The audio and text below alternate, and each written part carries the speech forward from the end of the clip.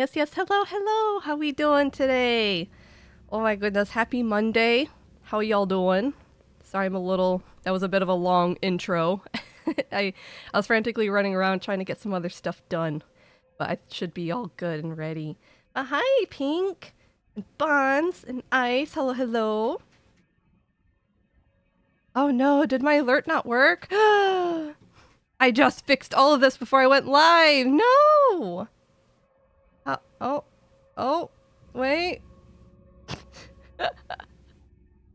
Hi, Ice. Thank you for the sub. Oh my goodness, 17 months. I'm gonna say that every time you guys resub, I'm like, oh my gosh, it's been this long. It's never gonna stop. Where is my alert thingy? Hello? Alert? You're on. I tested you today. Oh my gosh. See, this is what happens when I made a whole new scene dedicated to the art stream because I think I broke some stuff. Hold on. Hold on. Wait, hello. Happy Monday. Oh no, the lair check. Hey. Oh no, it all went wrong. Howdy, y'all. It's Monday. Oh, how we doing today, gamers? I'm surviving. I'm here. I'm definitely awake. My alarm. I had my alarm go off. I'm officially waking up an hour later than I usually used to. I used to set my alarm at like 9ish, and then I never got up anyway. So then I started setting it to 10. And I must have been really deep into it because I woke up this morning to Seymour turning off my alarm. Like reaching over me to turn off my phone alarm. Oh, I was so groggy. I did get up though. Hello. And Bonds, you're free from the tyranny? Do you have a day off today? Do you have a day off? That's exciting. Heck yeah. Are you gonna get like some actual time off now? Or is it just today? The alerts. Where's my alerts? I have to go to the source.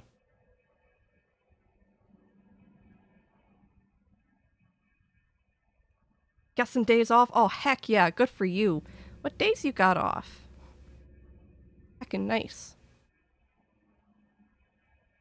Yeah, I decided I kind of wanted to start streaming Mondays when I can and stuff because I used to only do 2 days a week for streaming because stress and other things were going on, but the entire week?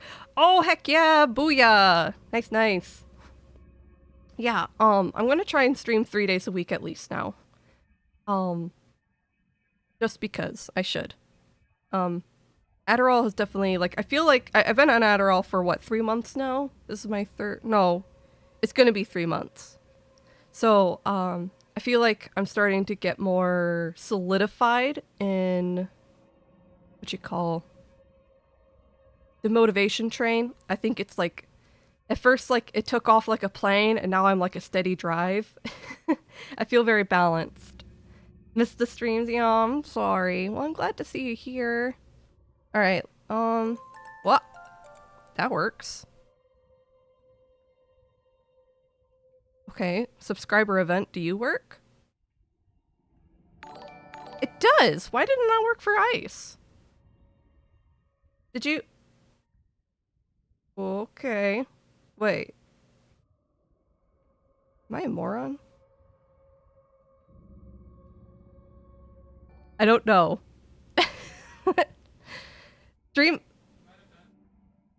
Maybe. Whatever. Anyway. Oh, this should be fine. That should all reset here in a second. Anyway. Just double checking at least. At least we know Stream Elements is indeed working as intended. It's trying really, really hard, everyone. Me too. See, I actually took a while to start up today because I was trying to like make sure all this stuff was fixed and ready to go. And yeah,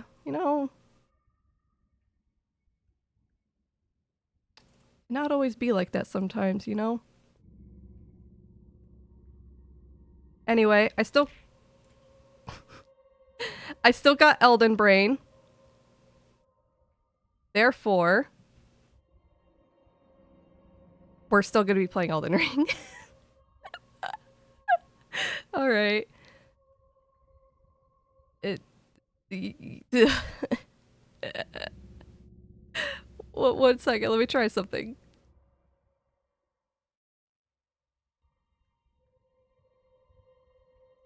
Hmm. Yeah.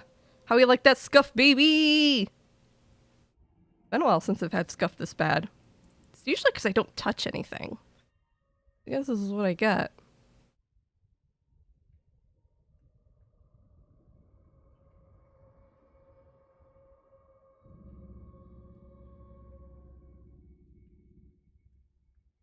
Hmm.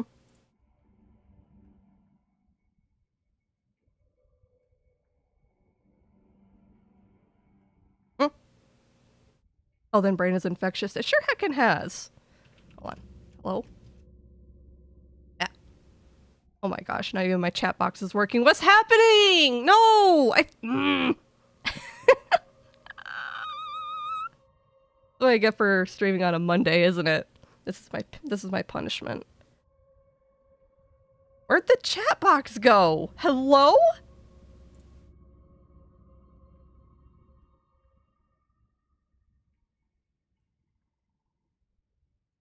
Oh, hello. Found it. Why'd you just delete out of nowhere? Man. And here I thought making a new source for I thought making a new source for the art stream was going to be a good idea and everything. I didn't expect it to give me so much pain.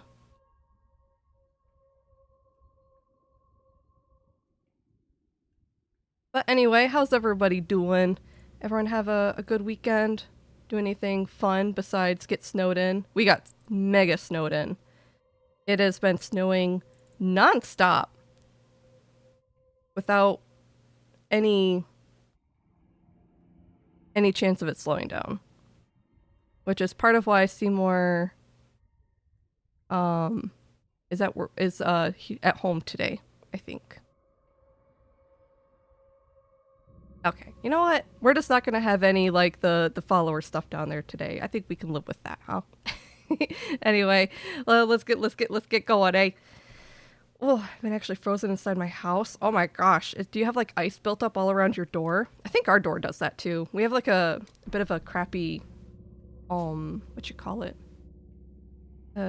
Screen door that definitely gets frozen because it doesn't situate very cleanly against the door frame. It has like a gap, so it's very easy for ice to build up, and then when you try to get outside, you have to like kick it and shatter all the ice. Negative 52 Celsius. Oh, what is that in Fahrenheit? Sorry. For us, I think it got 9 degrees Fahrenheit last night, which is well below freezing.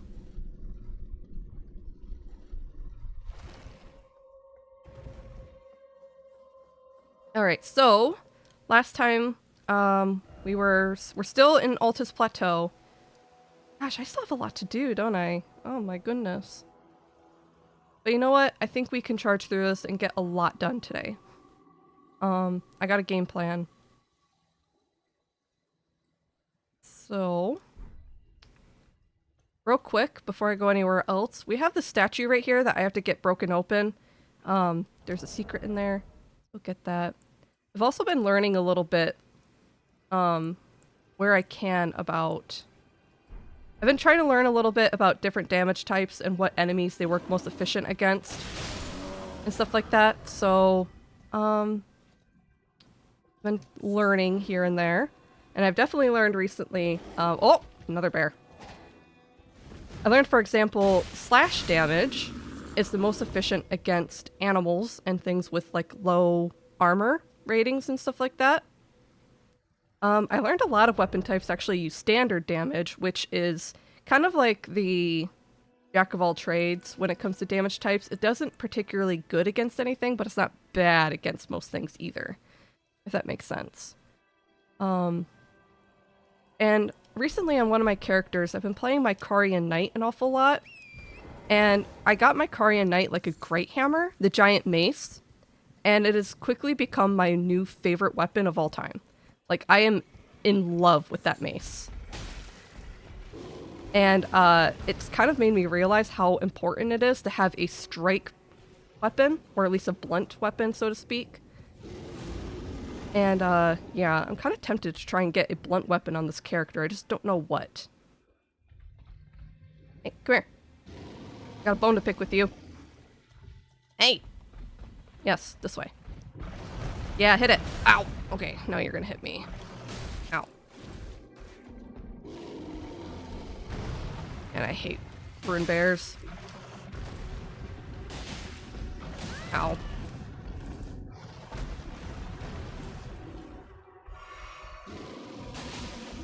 Oh. Okay, gotta get my bearings back on. I just woke up. This is quite the game to get started into. Groggy froggy in the morning, you know? I haven't even had a sip of my coffee.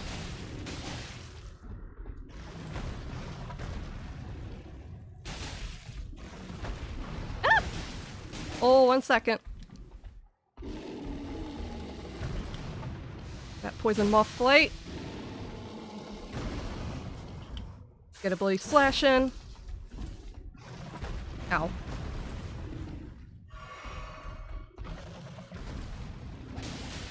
Uh-oh, yeah.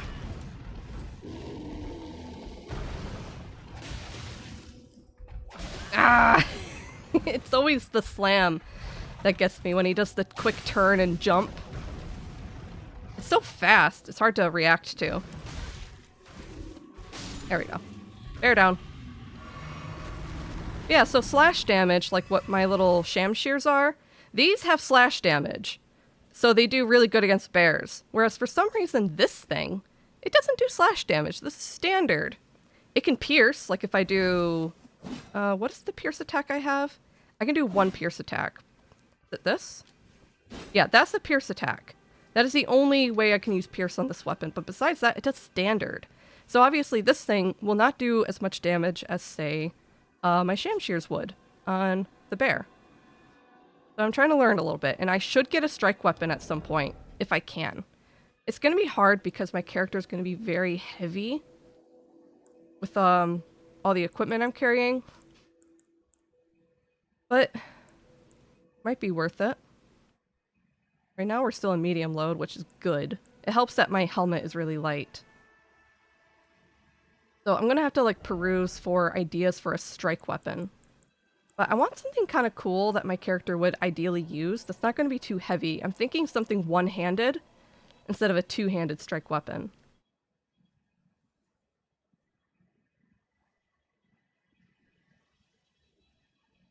Negative... Wait, is that negative... 61, huh? Hold on. Negative 61 Fahrenheit? There's no way. How far north do you live? I know you're in Canada, but... Negative 40... Oh, that's equal. Negative 40 Celsius is negative 40 Fahrenheit. What the heck? What do you... You don't live in the frickin' Arctic Circle, do you? All I know is that you're Canada and West... Or what is it? It's called Pacific Time?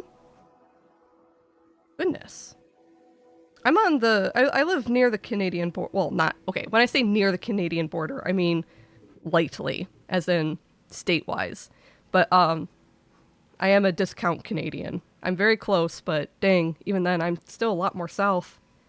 Middle of Saskatchewan. Saskatchewan.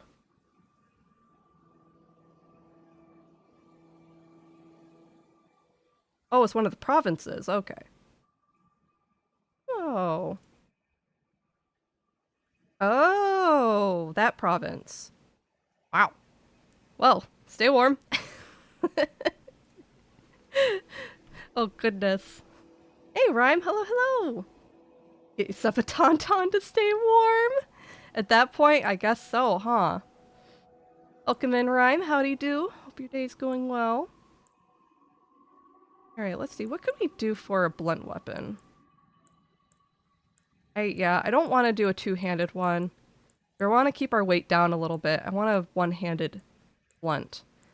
So that'll either be like a small mace or something, or if I can have anything that's small.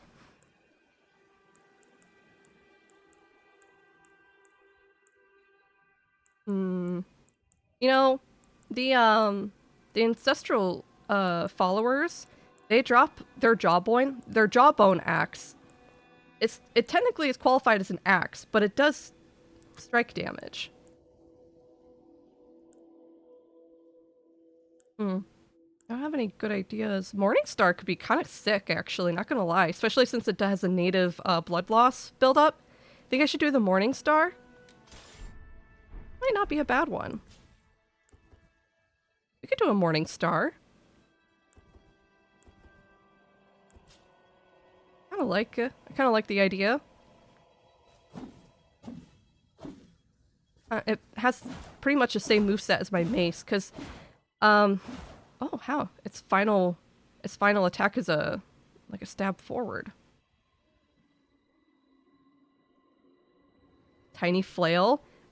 I don't know if I want to do the flail. It does do strike, but this is more of a dex weapon, and I'm a strength character, right? No, I'm not. Technically I have more dexterity because I'm actually going full arcane.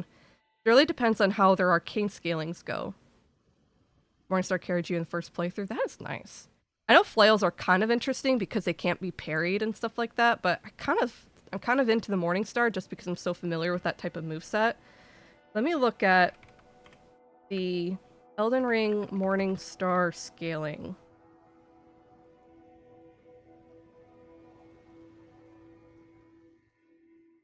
Alright, so if I put this onto, say, blood scaling, it only... Oh. Actually, if I get this into occult scaling at some point, that'll give it B scaling in arcane, which is fantastic because if you go strength or heavy, or if you go heavy with it, it goes to B scaling anyway with strength. So B looks like it's the best that it can achieve. So if I put occult on it, it'll get B scaling in arcane, and it's going to still keep some of its blood passive effect, which is really good. That'll totally work. I just don't have that yet, but we can go and get it really early. In fact, I can probably head and do it right now. If we get the black wet blade, I know where it is. We should go get the black wet blade, get an Ash of War on this sucker, and upgrade it. And it didn't put me in heavy mode to equip it, so I kind of want to start using this so that we have a good strike option. Heck yeah.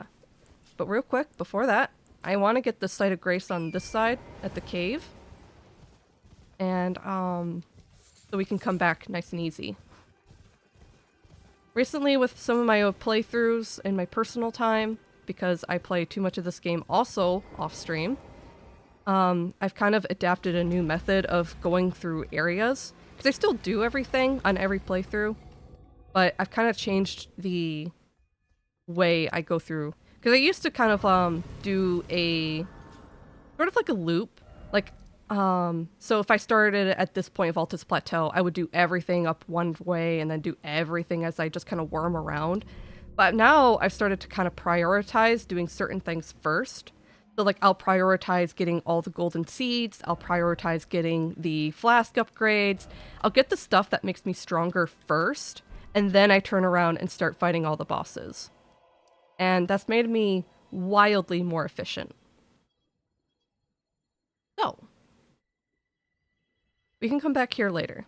For now, let's go and get that thingy. So we're gonna head underground a little bit. I'm not gonna do too much of underground quite yet, because Schiefer Aqueduct is still pretty hard, and I want to finish Altus Plateau before we head to Deep-Root Depths. But at the very least, we'll like get through Nokron and get the finger slang blade and all that stuff. Anyway, check this out. Look at that big crater. That's really hard to miss. It's kind of nice, though, that they made, like, the crater to go underground like a giant explosion. Makes it easier for the player to find it. And One thing I want to double check. Do I have Celavis's potion? I do. Good. I want to keep that because I'm going to turn the Dung Eater into a puppet. Do the thing. Gravity Crater? Heck yeah, we're going. Yeah, I'm probably gonna do enough of this place until before Gargoyle. We'll do Gargoyles after Altus Plateau. World is so hacked. I know. You know, when I first played Elden Ring, I remember saying like, oh my gosh, look at how beautiful this world is. It's like we're here before everything got messed up. It's like, no, it's definitely messed up already. It's just Limgrave is mostly untouched.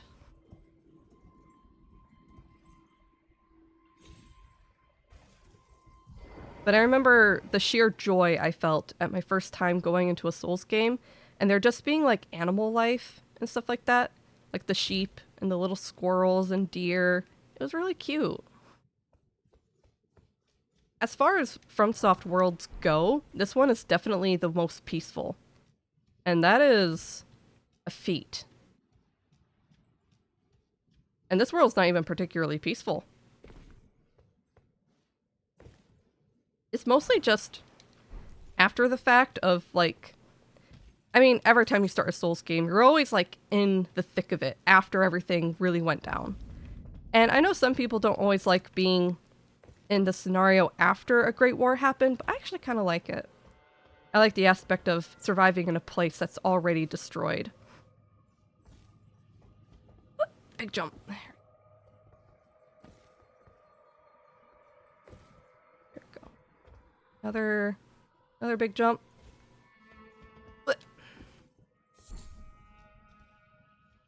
Anyway, I love this place. It looks like Bloodborne, doesn't it? All these, like, Victorian themed buildings. This is the same architecture that you find a lot in Liurnia too, which is kind of cool.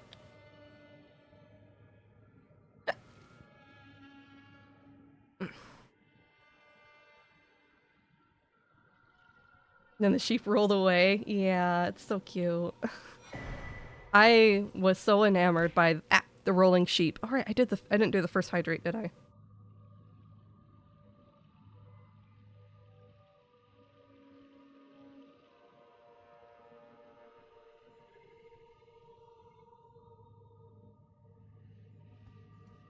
Yeah, Bloodborne's good. So far, I am planning to play, what you call it, Return to Yharnam? I am planning to do Return to Yharnam. If I'm still in the mood when that comes around. Not really sure what weapon I'm going to play through with yet. I think I might ask. I might hold a poll for what type of weapon to main. Last time I did, last time I mained the Church Pick, and before I got the Church Pick, I was doing Blade of Mercy. So that was mostly a skill arcane build. I'm gonna hold a poll for something else. Not sure yet. Ouch.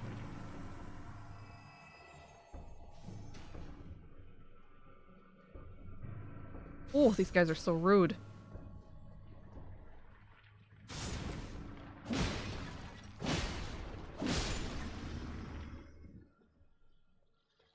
There's also Liza P. Yeah, oh, excuse me. Liza P is definitely on my radar for a gameplay through. I've watched some gameplay of it. There's no promise if I would actually like playing it, but I do have interest. Enough so that it's on the list. But yeah, I got Elden Brain right now. I'm one of those people where if I'm really invested into playing a certain game, it is very hard for me to play something else. Yeah, just got that ADHD, you know. Oh, that was a miss somehow. There we go. Hey, Cod. Hello, hello. Welcome in. Happy Monday. Hope you're doing good. Hope you're staying warm.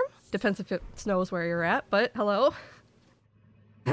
Addicted to Elden Ring? Yeah, sure am. This is just my favorite game now. It's been my favorite game since I first played it when it came out.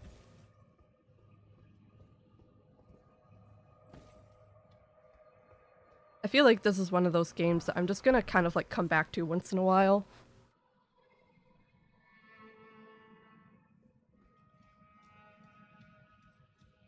I may not be lurking. Oh, not feeling good. That's okay, Pink. I'm sorry you're not feeling that good. Take some time to rest, kind of recuperate, some time to yourself if you need it. That's all good. I totally get you. It's hard to always have the capacity to socialize and stuff like that. There's a lot of times where I want to like watch streams and interact, but I just don't have the energy, you know? It happens. Oh, that guy just fell. Gosh, I almost rolled off.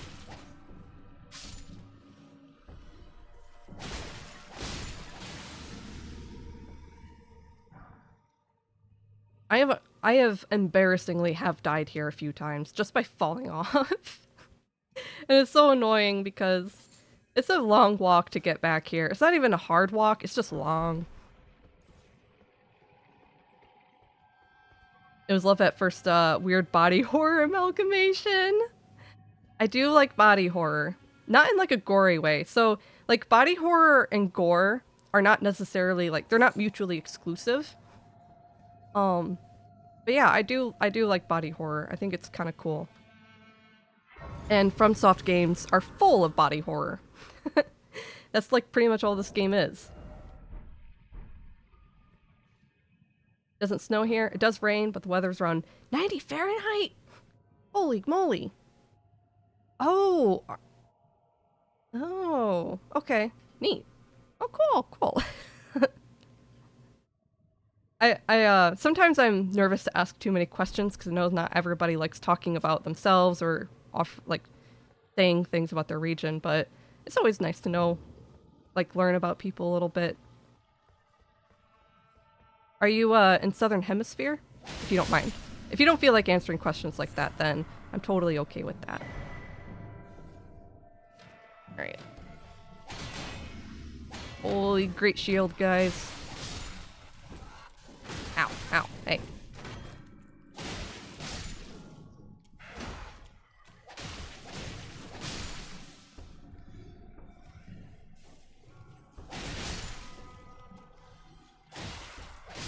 Yeah, so these little guys, because they don't wear any armor, they're more vulnerable to slash attacks.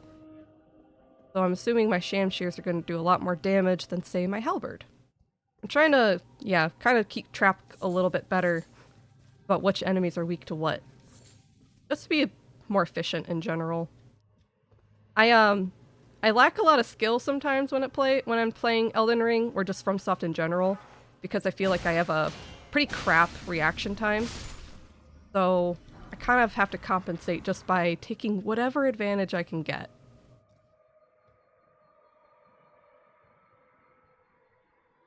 Pinky likes body Cosmic Horror. Cosmic Horror is cool too. The third countryside of the world? Wait, the third country? I don't know what that means. More tropical? Okay. Well, that's nice. Here we go. Ooh. Yeah, it's extra cold where I'm at. It's been about 9 degrees Fahrenheit for me lately. Very, very chilly, very snowy. We're totally snowed in. Thankfully, we haven't lost power though. We have a bad. There's like an issue with us constantly losing power around here, but thankfully we've been quite lucky with that.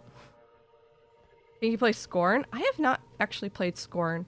I forgot what Scorn is. It sounds familiar though.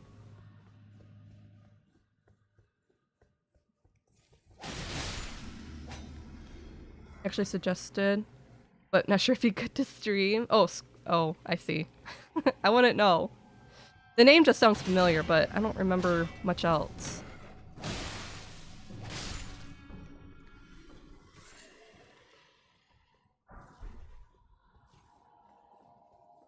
I meant third world country? Oh, I see. Well, I'm glad that you're warm. I'm sorry, I don't know what to say. Good to see you though. Happy Monday.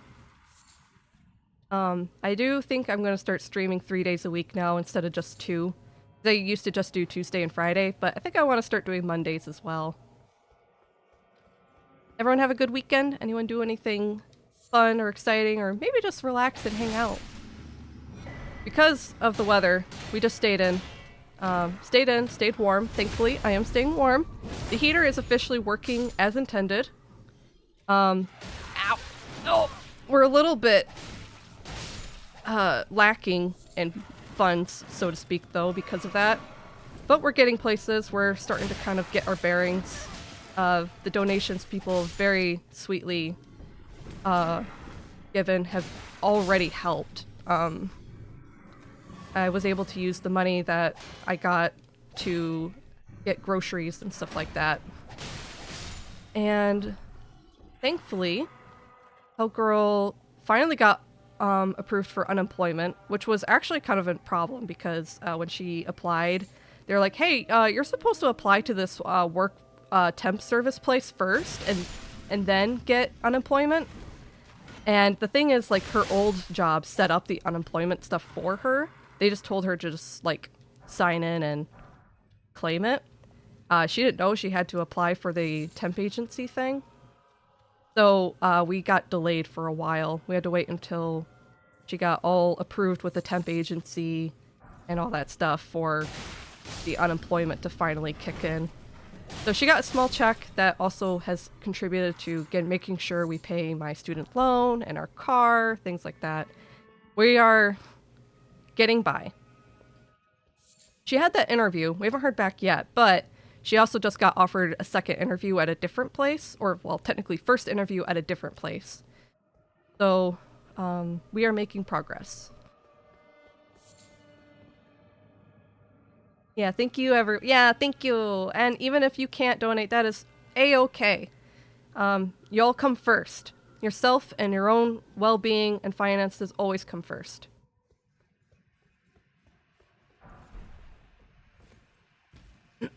Scorn is very body horror?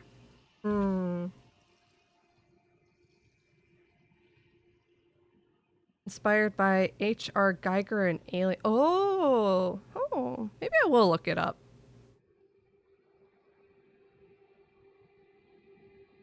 Interview tomorrow? Is that the one that you're talking about? That you told me about? Cool. Heck yeah. Oh, that's good at least. A phone interview because of the blizzard. Nice. Yeah, we make... one of the things I don't like is people who are like, I mean, we get snow all the time. This doesn't mean anything. You should be able to go to work and do everything regardless of the weather. And it's like, did you ever think that maybe society shouldn't continue to force work when the weather conditions are unsafe? You ever think we should value human life more than capital? Because, I mean, yeah, some cities can definitely keep the roads plowed and salted, but my county kind of sucks. My county is on the poorer side, and it's kind of funny because I used to drive to a different city, to a different town to work, and you could like physically see the what do you call it? It's like you could physically see the township line divide between, because you'd be driving down the expressway and the second you leave one county and enter the other, it's completely different. Like, the roads are already crap. Like, the plows just decided, yeah, we're done here. Turn around. We're not going a foot past our township line. And when I get into my home township, it is immediately bad. Yeah, how you like that poison moth flight? Huh, Pinky? You suck! Hit me! Guys, I think my mimic is bad. My mimic's not very smart. What's this say about me? No, I was so easy! Oh, it's okay. She's just stupid. She had a good setup. She just didn't know how to do it. Down bad mimic, yeah. Oh no. Oh, she died so easy. That's not good. I should have been harder to fight than that.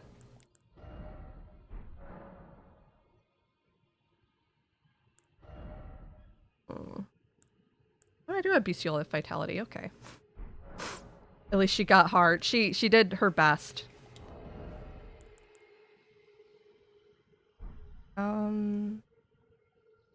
Okay. I can almost level up. Let me eat some runes real quick. A little snack.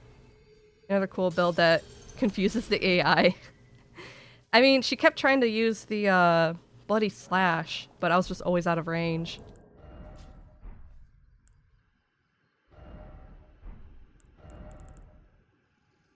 Maybe the setup was too complex? I literally have dual curved swords. One with bloody slash and the other with poison moth flight. You don't get more you don't get more simple than that. Hey, some of our stuff came back. The new sub one still isn't working. Wonder why. I like this. Weird. My sources are disagreeing with me today. We're not getting along. We're not talking.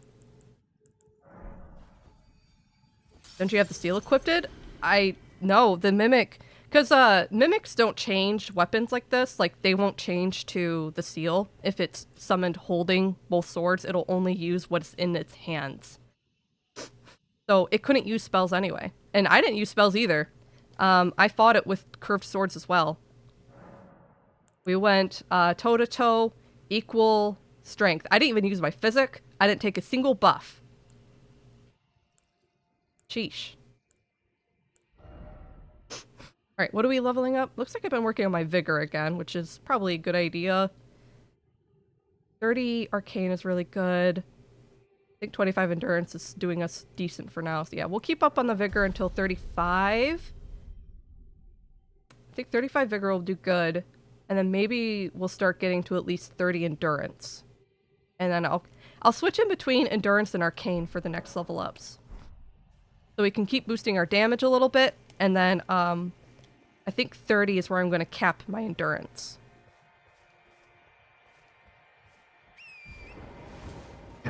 Tell that to strength builds.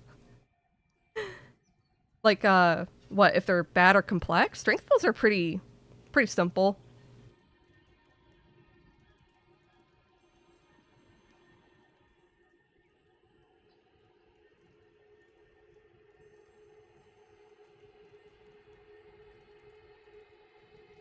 Oh, excuse me. Blow my nose real quick. I'm still a little goopy.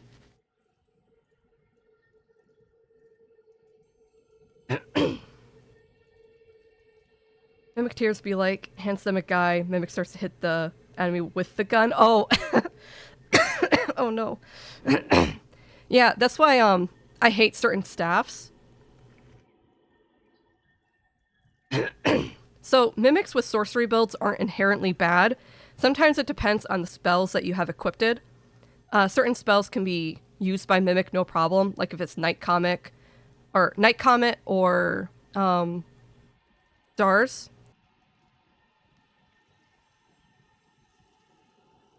Oh goodness, I am so sorry. But some of them they don't use very appropriately. And Mimics with sorceries.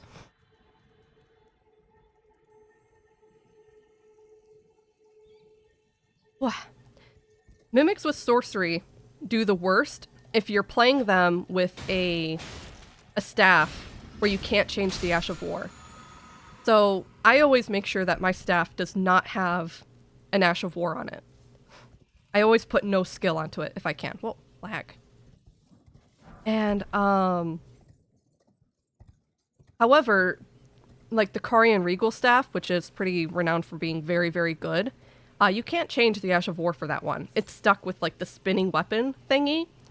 So if you summon a Mimic with that staff, they have a bad tendency to just spam spinning weapon.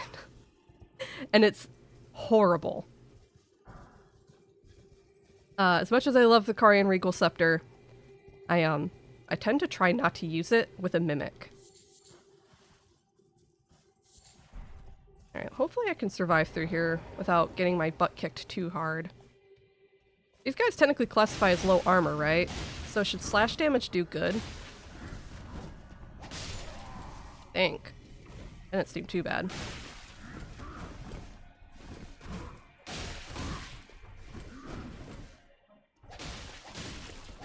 There we go. Hey, the Jawbone Axe. I kind of decided to keep the flail though, or not the flail, the Morning Star. Anything with bleed is going to be very helpful to me right now. Alright, that's one brazier. Thankfully, I have the braziers memorized pretty well, so we shouldn't get too lost. Oh, I should probably actually... I'd feel bad, but I should kill some animals. I need bones. At some point, I need to get that bell-bearing hunter that gives you the bones. That might be the one at Bernal's shack. Maybe I should head there some point soon as well. In fact, let me... Oh, am I in combat? Apparently I am. Does an archer see me? Oh, I think someone's... Oh, what? Wait. Oh, I've been spotted. Okay, well, it's not good. Make sure I don't forget to go to the War Master shack. Because I need to see if a bell-bearing hunter is someone I can fight yet.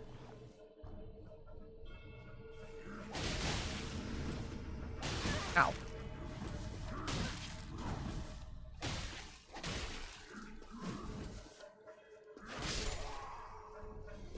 Okay. Oh, these guys do hit really hard. Can't you see I'm one of you? I'm wearing horns. You don't have to fight. We can be besties. I love aminals.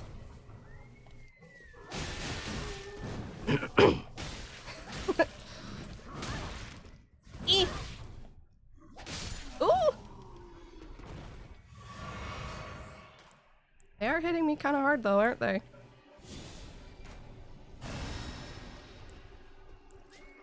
Oh, you're right there.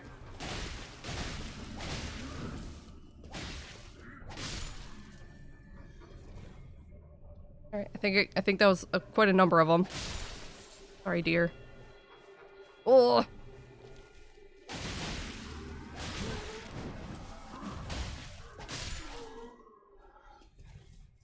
Not bad, not bad. Heck yeah, I got a flask refill. Think you're gonna go GBQ for Elden Ring? Wait, be on GBQ? GBQ, what is that? That sounds bad. Is that bad? Do I not want that?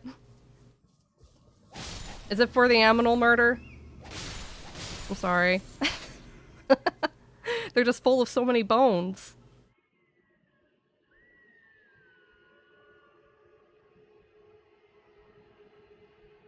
GDQ.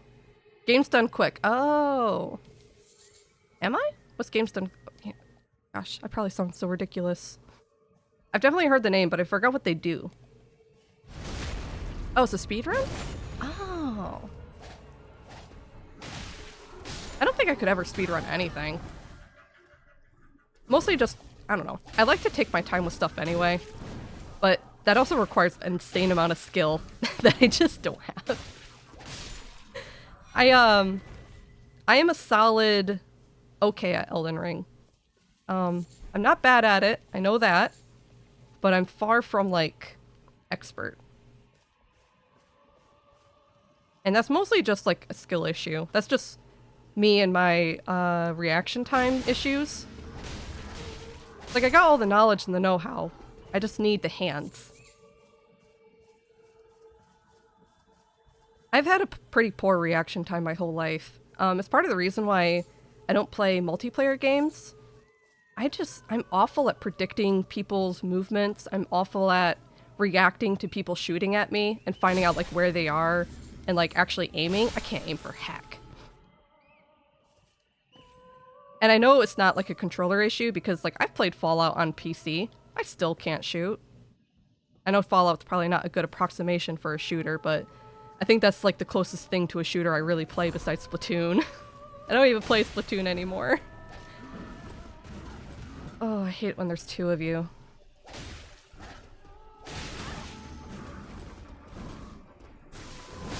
Ah, yeah. That was worth it. Think he plays GTA Online, gets griefed. I probably would. No, I never really played GTA. I never really played any of them. I played the first one on Dreamcast when I was a kid. And from there on out, I just kind of decided it wasn't for me. Still pretty cool, though. Like, I'll watch people play it. You played Halo? You're right, I did play Halo! I can't believe you remembered that. Hell, yeah, I actually was way into Halo 3.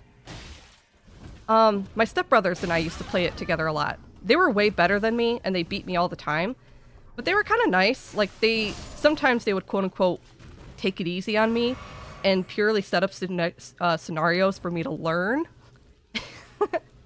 Basically make it so that I had a fighting chance just to kind of allow me to learn. Because, like, if you're playing a shooter and you're just dying every single time you get into a firefight, like, instantly, without practice, you're never going to get better. Not unless you have a fighting chance. But they used to actually give me a fighting chance, so I had the opportunity to improve. And they would tell me sometimes, like, what I did wrong, or what I could try to do better. That was kind of a good thing, at least.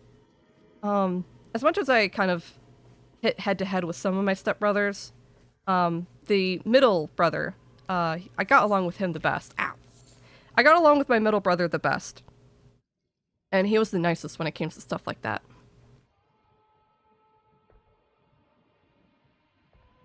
Some info sticks.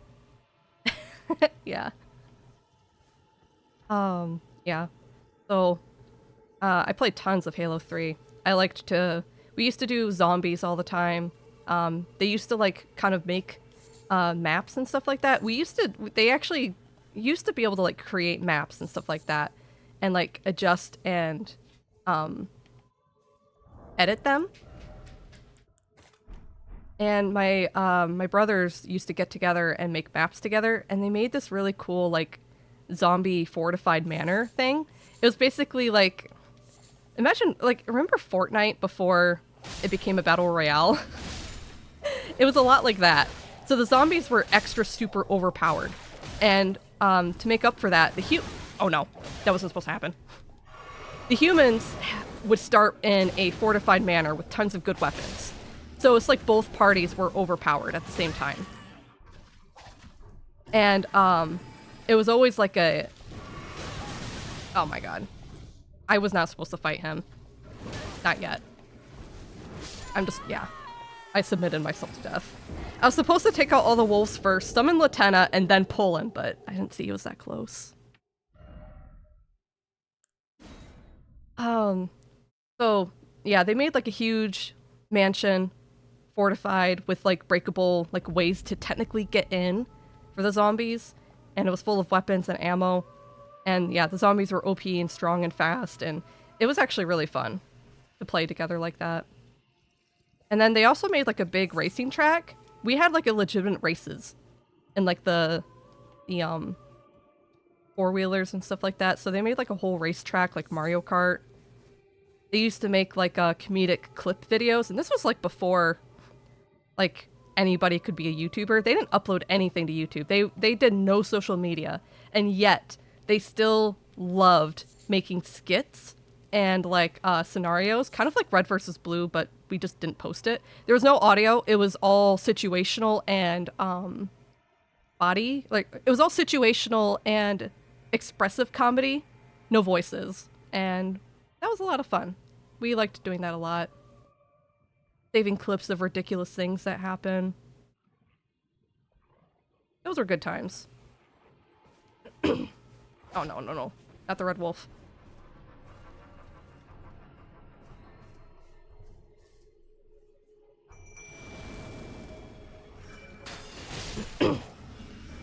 Yeah, Halo was fun.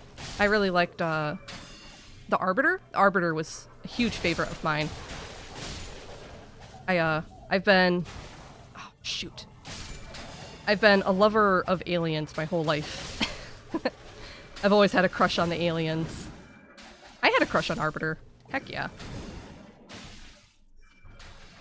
Come here. No, come here. Aww. Killed her already.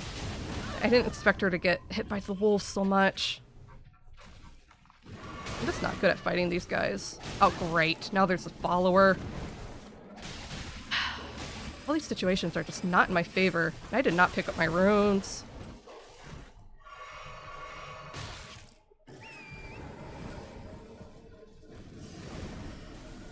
None of this is going right. I think it's because I'm talking. I'm not actually paying attention. I need to set up the situation in my favor if I want this to work.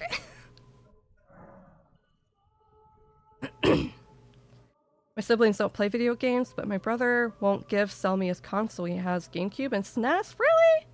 Oh, I'm so sorry. That's kind of hard. I think my sister has a lot of like old consoles and stuff like that. For a while, she didn't play video games like ever, but I think she's a bit more into them nowadays. I think she does actually use them now. I think I remember begging her for those old consoles, but I think she does put use to them now.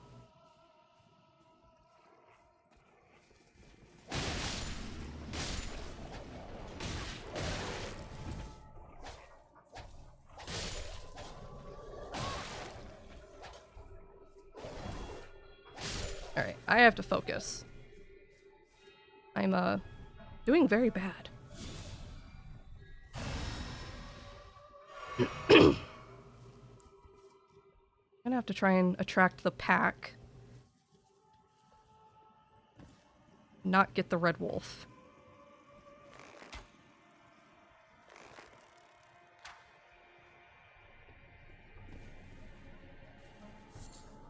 Oh, goodness.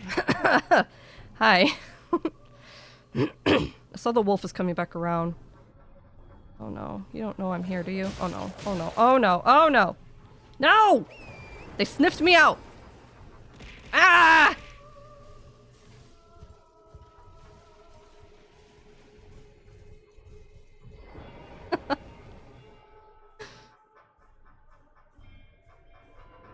Man, my Carian Knight was so much stronger. My Carian Knight was sick. He killed this thing no problem. Stinky! I'm not stinky. I make everyone else stink. What do you think the poison arrows are for?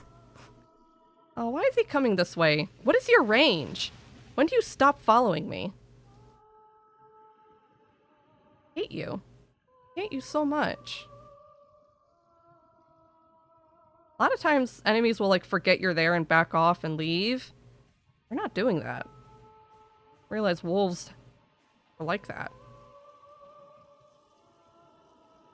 Oh, it looks like Red Wolf is almost gone. That's good.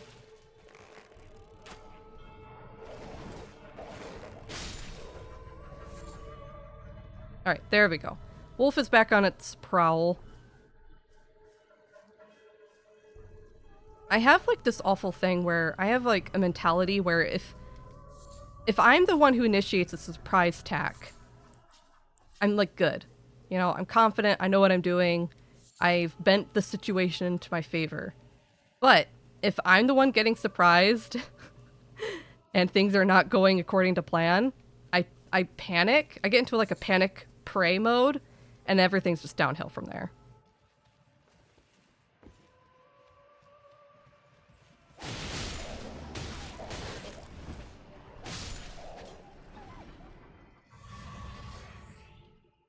Alright, I'm gonna set up Latenna like right here. And I'm gonna actually be prepared for this wolf.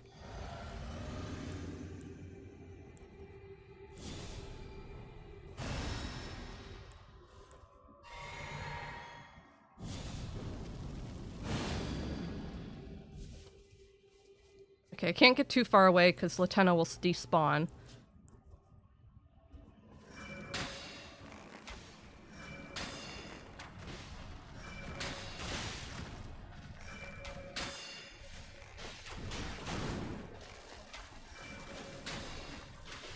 Wow, he's jumping. Okay. Here. Wait.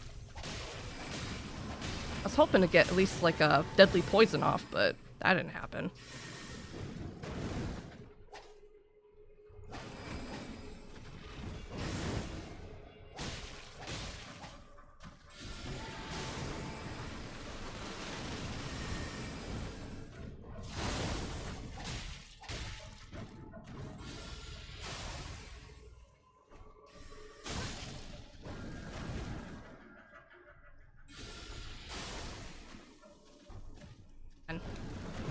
Even block the stupid pest threads. Those have good tracking too. That's stupid. I hate your AI. Such a jerk. Ah! Double whammy.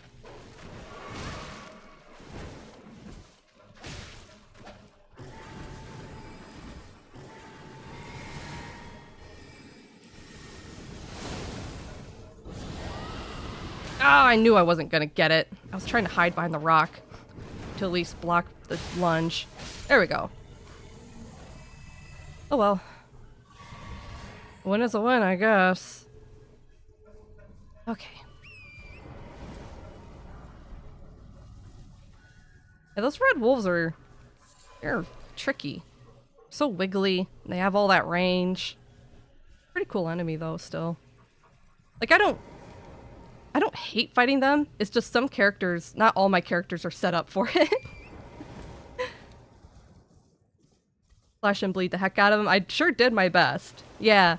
I was talking earlier about how I kind of learned that slash is the most efficient way to fight animals.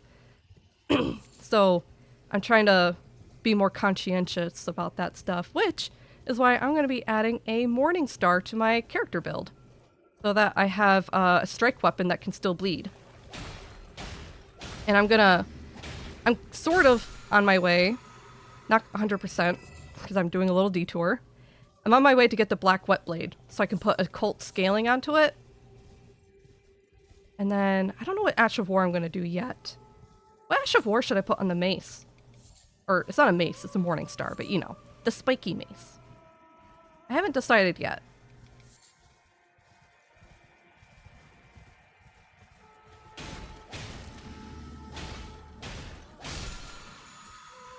I could do, like, War Cry, or maybe Determination, or Endure. Endure's the one. I'm not sure.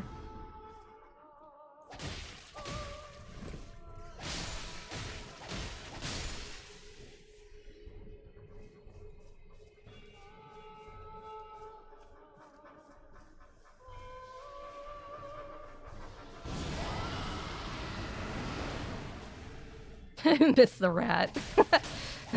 What a tiny hitbox. I'm gonna have to learn how to use the dragon breaths a bit better, or more efficiently. Because I haven't used Dragon Occult since my very first time playing Elden Ring. And I didn't beat the game on that character. Every time I play an RPG, I'll I'll start a character, I'll play through like 20 to 30 hours, and then I start over. Like, okay, I know what I'm doing this time. Start over from the top, and I will do better. You know?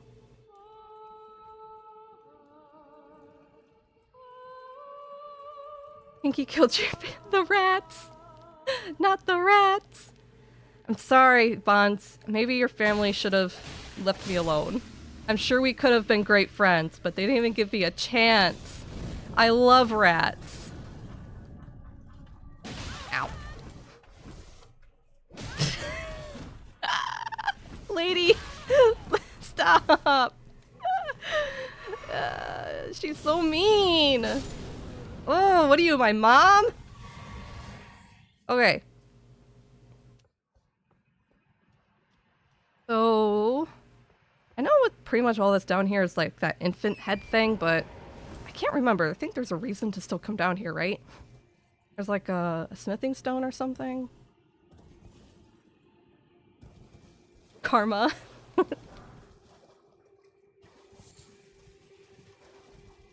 Speaking of rats, at some point now, finally, I'm gonna It's because I'm working on Shady's thing right now, but I think after I finish Shady's thing, I'm gonna draw you that Animal Crossing card.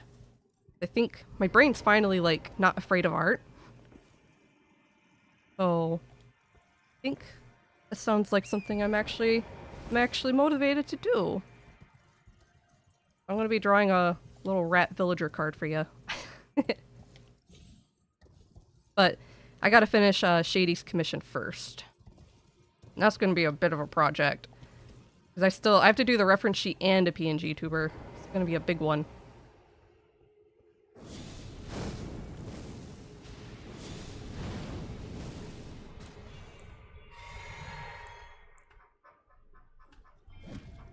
Yeah. Bonk.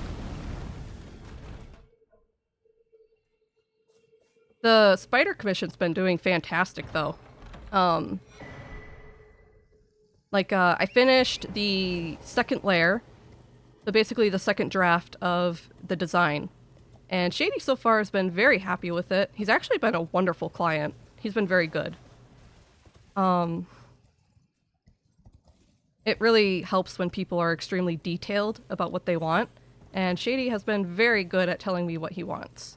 So that makes the process much faster, and I don't need to do revisions that way either.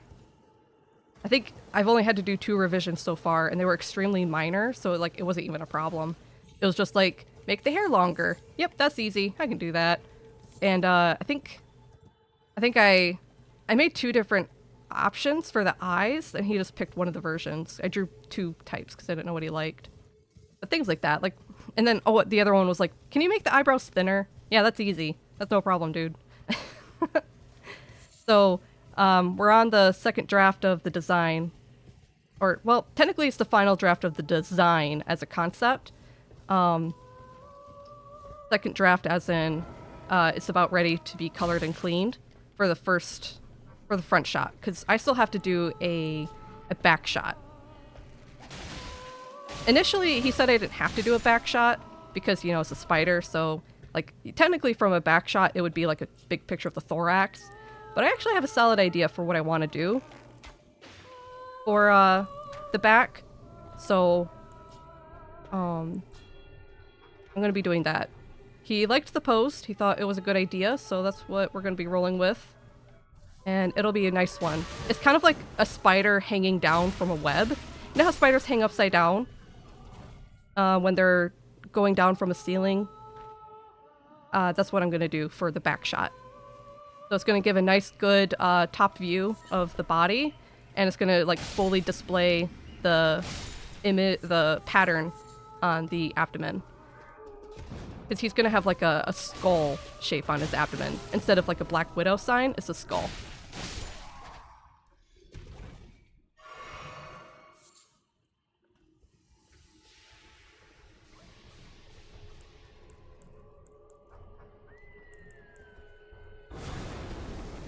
Ow.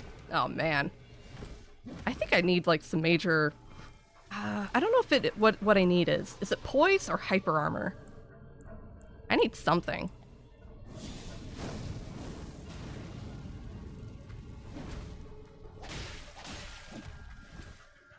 Well, my poise will definitely get better after I finally get my Crucible tree armor. Yeah, the tree armor is what I'm planning to use. And that's in Deep Root Depths, which we are getting pretty close to. I don't know if I'll have the stamina to hold it or wear it yet. But I guess that's why I'm going to start increasing my stamina against here soon. But anyway, that was the last brazier. I'm going to grab the Site of Grace over here, but we're not heading that way quite yet. We'll finish Altus Plateau before we go to Double Gargoyle fight, which I will 100% need to summon help for. Like, yes, I can do it by myself, but it's so hard. It's not worth doing by yourself. Look at all these buildings. Isn't that kind of cool how a lot of their architecture is like intentionally upside down? Really weird, huh? Kind of cool. Hey, and there's Mogwin Palace.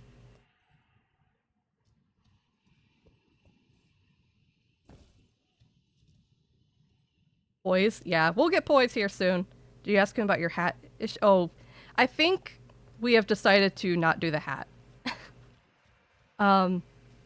Yeah, I don't think the hat's gonna match the character, so to speak. It hides the top spider eyes too much. It hides the shaved section of the hair that's gonna have like the spider web on it. It hides things that are really important to the character design, so I think, yeah, we kind of decided on disregarding the hat. I might see if I can put it at least on maybe the PNG tuber as like a toggle. Well, you can't really toggle with a VideoTube Mini, but a version that he can select with the hat or without the hat. If I can make it work, I'll try it. Because I think a side shot of the snapback will be a bit easier and better looking. But we'll get to that bridge eventually.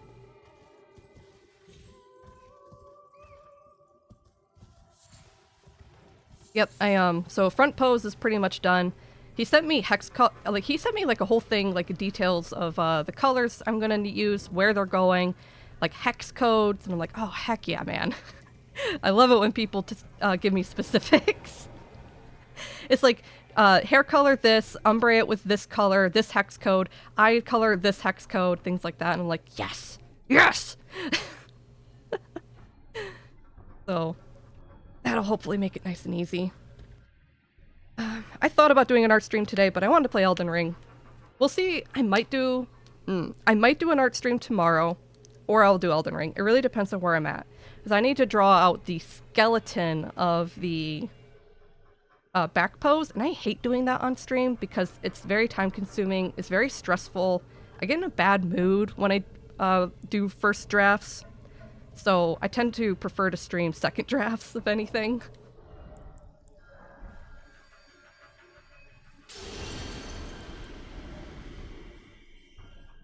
Okay. Oh, what am I gonna summon? I don't think Lieutenant's a good idea because the goop that it vomits everywhere, she can get stuck in that. Maybe we'll use Engval.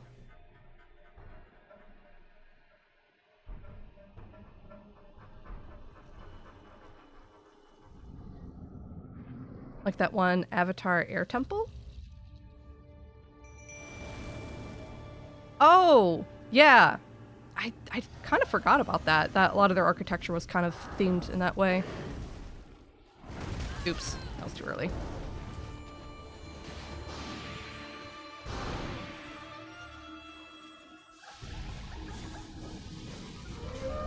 Oh, you prick. Oh, that's a lot of damage, though. Yeah, this thing's really weak to fire. This will be no problem for a fight. Addicted dragon spotted. Yeah, no kidding. I can't... what can I say? It's my favorite game-oo! I love this game.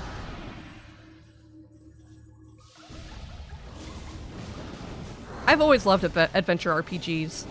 And adventure RPGs where I can, like, replay it and try different character builds every time I do, that's just my best thing ever. This is, like, what I'm into.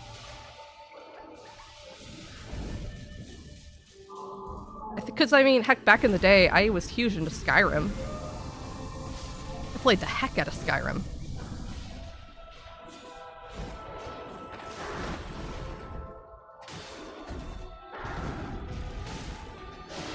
But Elden Ring has tons of replay value, not just because of how long this game is, but just all the different ways you could play.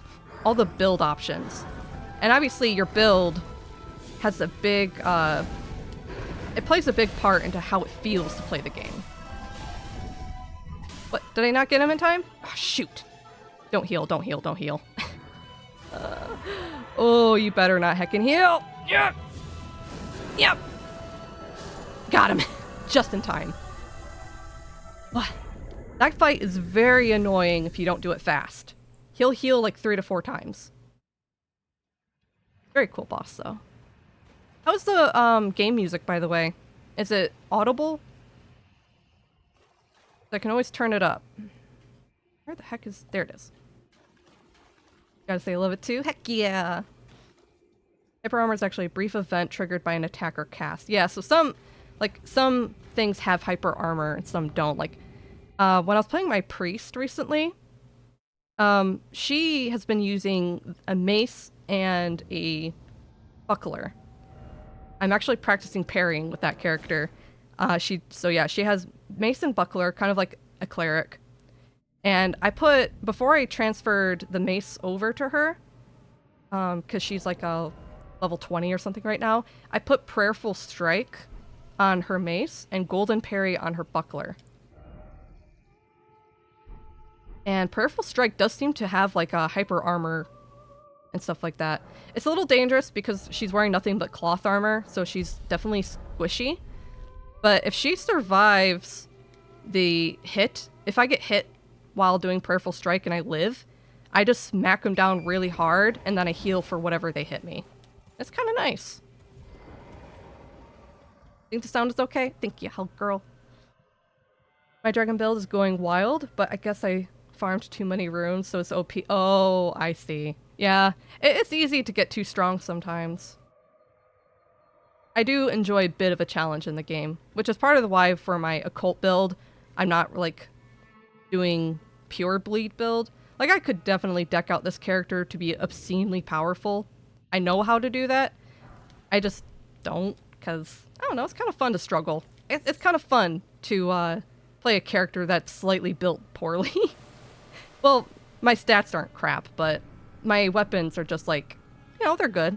They're not the best in the game. It's no Blasphemous Blade. It's no Rivers of Blood. But I do okay. Hey, can you die? Walk off. Nope, keep walking. She'll walk off.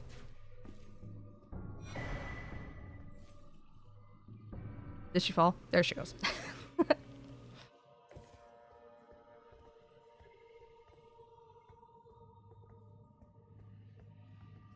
Man, this place is definitely Bloodborne. I can't help but look at these things and think about messengers and stuff like that. It also reminds me a lot of Yahar Ghul. With like, when they did the ritual to make the One Reborn, and all the people just kind of melted into the walls and into each other. Ugh. Now that's body horror. And I think it's pretty neat.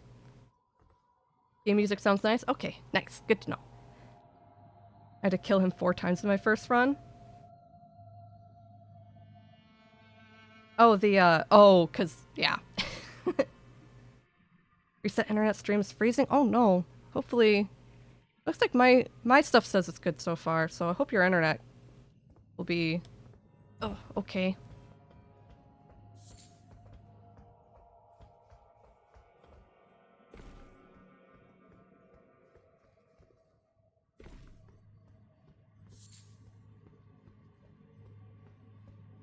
Alright.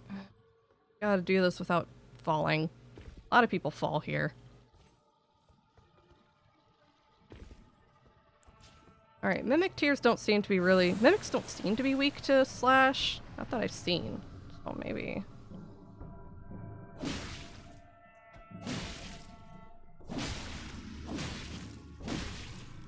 There we go. That's good.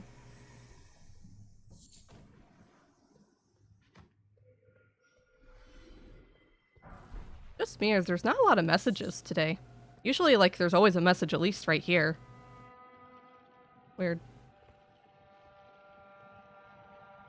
Surprisingly, I'm on my phone and not having issues. Oh, well, it's good that you're not having issues. Nice. I know a lot of times when you're out and about, you get some problems. No, I think I might co-op today a little bit. Like, put my sign out. So, because co-oping not only earns you some extra runes to help level up, but it'll give me some rune arcs. I was doing some co-oping off stream for rune arc farming, but maybe I'll do a little bit of it on stream today, depending on how that goes.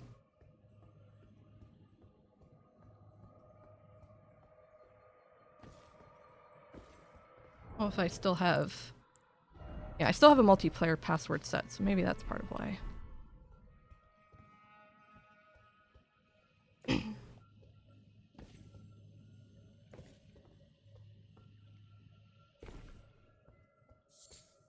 Alright. Can Mimic tier... Can these things rot? I have no idea, actually. I don't think have I tried before? Pretty sure these can't. Yeah, it definitely would have poisoned by now. Those are serpent arrows. Okay.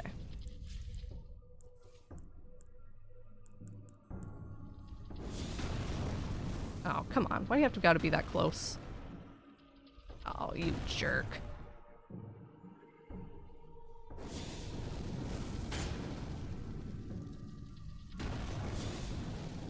Ah, I hate it when they get that close. So annoying. Maybe I'll kill him from, like, the archway or something. I just don't want to get run over. Anyway, there we go. That's the black wet blade. I needed that. That will let me put occult scaling on my morning star. Oh, heck yeah. And here's the mimic. I don't know how much I'm going to use mimic tier in this playthrough, but it's always good to have. Mimic tier is only good depending on your own build. Some builds don't have good mimics. Some of them have amazing. My beast guy, Wolfric, the most overpowered mimic I've ever had in my life.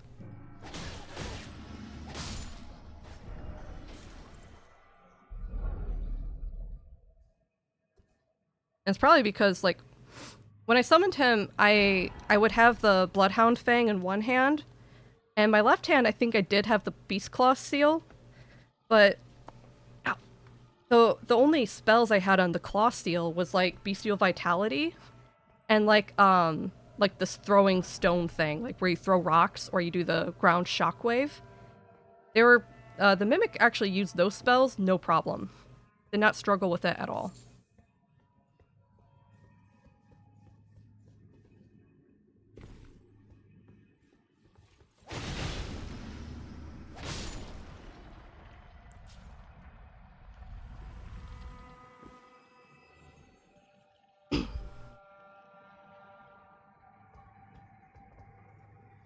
And we get the Nox Flowing Hammer.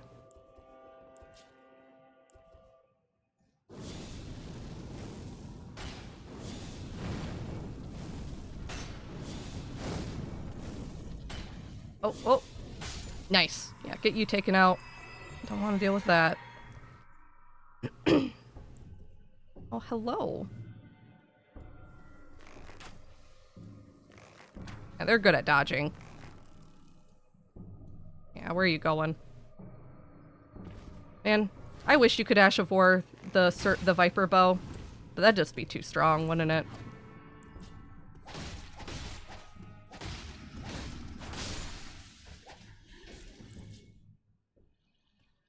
If you could put Barrage on the Viper Bow, it'd be broken. Or at least the Enchanted Shot. I started playing, my priest also has a short bow that I've been using. And it's actually not that bad. I'm starting to learn how to use short bow in the middle of combat with, like, dodge rolling and then immediately switching to a barrage for a fast shot and stuff like that. And I've also just recently learned that apparently pierce damage, so whereas even though not a lot of enemies in this game are weak to piercing, pierce apparently has, like, this special mechanic where if you interrupt a character action with a pierce attack, it does, like, a damage bonus. I don't remember how much it was exactly. I think it was 30%, but you get a damage bonus if you interrupt an enemy with a pierce while they're, like, rolling or attacking you. And that has been actually very helpful and nice to know, because I've been using that to kind of take advantage of whatever I can with the bow and arrow.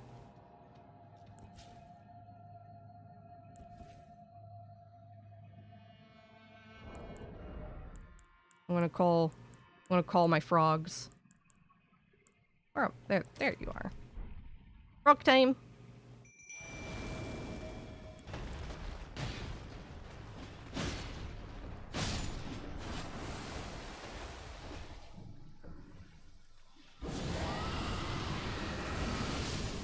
Nice.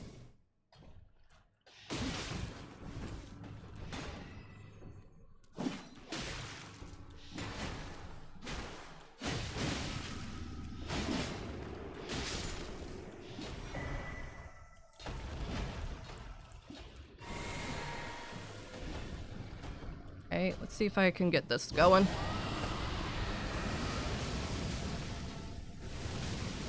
There we go. Didn't go as far as I wanted, but that was a one-shot on that thing. Pretty cool. You're doing great. You're doing great, frogs. You're doing your darn heckin' best.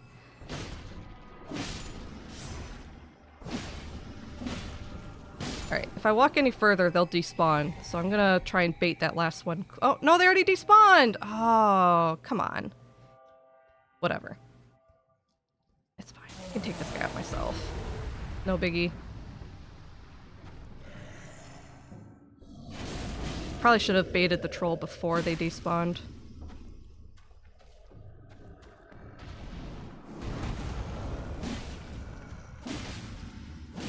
Ow.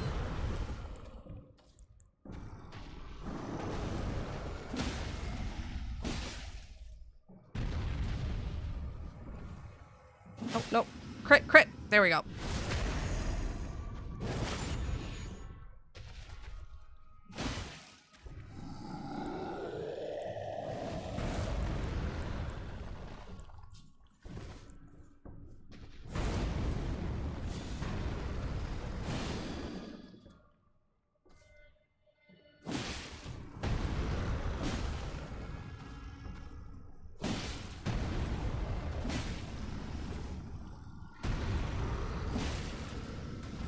Oh! That was a little fast.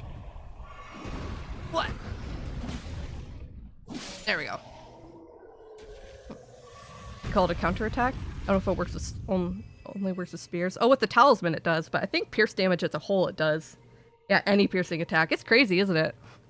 And then you like make it even stronger if you combine things. Like you can make a whole build around it if you wanted. If you combine things like the Great Shield Talisman with the spear, with the curved sword and the spear talisman all together. I don't know why they call the curved sword talisman that, but that one in particular, it does the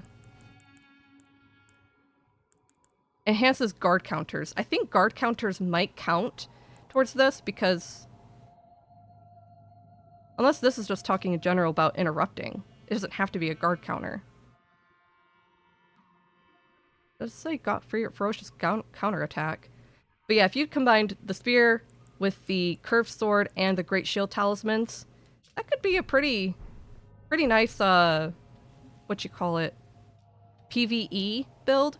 Obviously that wouldn't work in PvP, but or bosses and stuff, and just enemies in this game in general, not bad. You'd be a pretty decent cooperator, so long as you wouldn't be the ganker for a for an invader, but you probably hit pretty hard. I think my Frenzied Flame build was going to do something like that, because Frenzied Flame obviously is only effective against Tarnished, like, you know, fellow players. But I plan to, if I wasn't using Frenzy incantations, to use Fire. And I wanted to do, of course, Vike's War Spear with a shield, and kind of do something like that. I guess in PvP is very well used already. Oh yeah. Dual spears I know are kind of like a big meta thing for sure, especially with like the rotten crystal spears. I know some people can dual wield those and make them insanely stupid. Right, so we defeated the legendary ancestral spirit. We got the finger-slaying blade. We finally made it. We got the aqueduct site of grace. We're done down here. I don't think there's anything I want to do first before giving Ronnie the blade. I don't think so. Because the only things that you need to do before giving Ronnie the blade is like, if you're doing Celoviz's questline for the Amber Draught, you can do it. But I can't do that if I want to keep his potion, you know? I don't think so. Yeah, Celovis dies. Yeah, I know Celovis dies right away, but I'm gonna keep his potion. Or, no, do you have to keep him alive until you get the Dung Eater puppet? I think that's what it is, isn't it? Right. Yeah. If I want Dung Eater Puppet, he needs to stay alive. Okay. We can do that pretty soon. We'll get there. Think you have? What? Then what? I just got the finger slaying blade, so we're good. I just have it, and I still have Celiba's potion. So we're gonna hold off on Ronnie's quest until I can get Dung Eater. Keep her alive? Him alive? Okay, cool. Very well, we will do that. I'm getting Dung Eater Puppet. Screw it. I've never done it before, I wanna. Okay, now... what's next on the chopping block? Because we're gonna head back to... oh, right! I needed to go to the War Master Shack. Didn't remember. What's the best weapon to attack a lemur with? I don't remember. Definitely not slash. Is he gonna... no, Brunel's here, and it's nighttime, so... I guess... no... no... hello. Here to learn 'em. no bell-bearing hunter yet, huh? Bummer.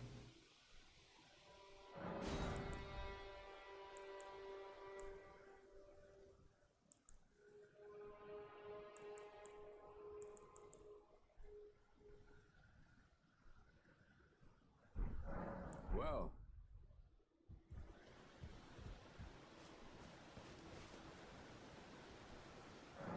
I'm just gonna try and pass time until night.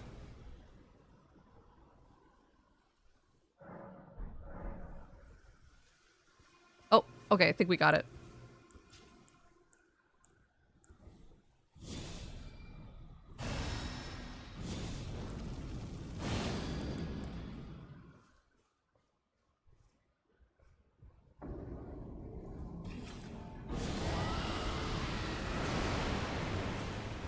Get rotted, idiot!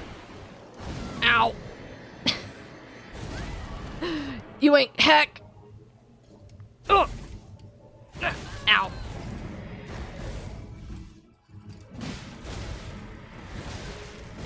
Oh my god! Tiny space. Oh, there we go. Thank goodness that rot did so much damage. Man. Zeke's Decay is OP. There we go, that's the bone. That's the bone thingy I wanted. Gotta love dragon breaths, I know. I know they're kind of like, well,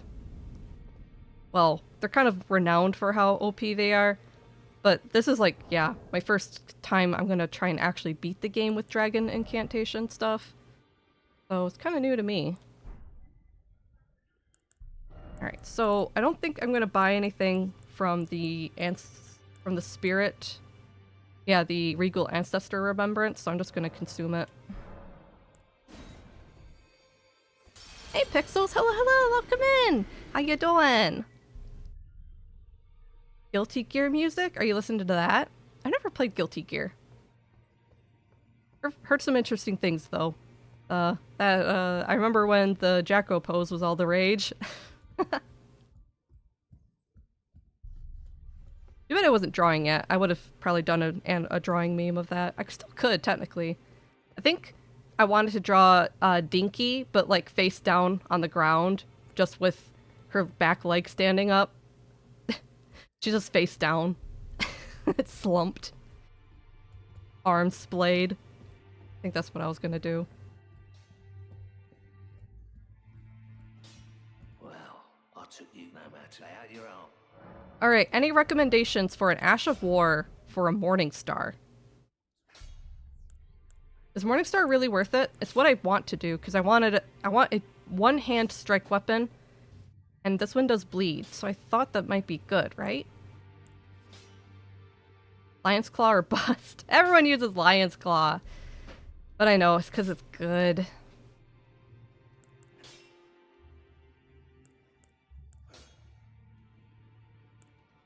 Oh, we could do fire.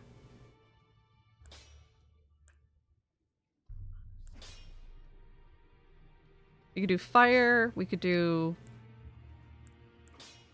Do Redmane.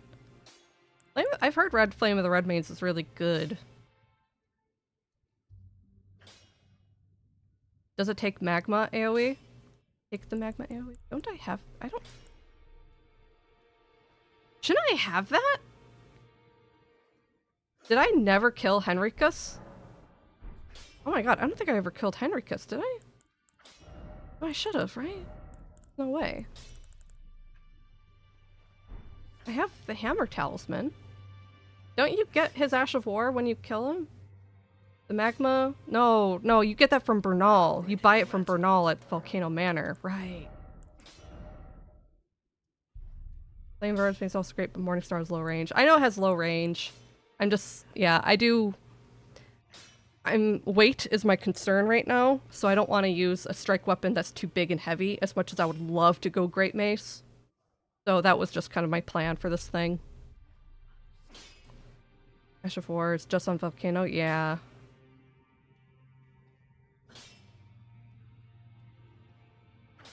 Doesn't go on normal hammers? Really? Oh. That's a bummer.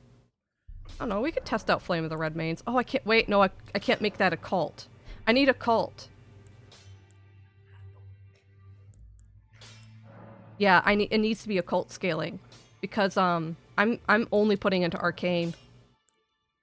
Maybe we will do Lion's Claw.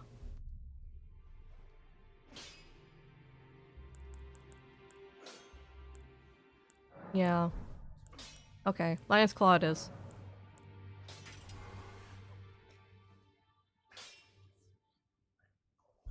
Craigblade is a good neutral. Oh yeah, Craigblade is cool too, I remember that, but... And it can be a cult. Ooh...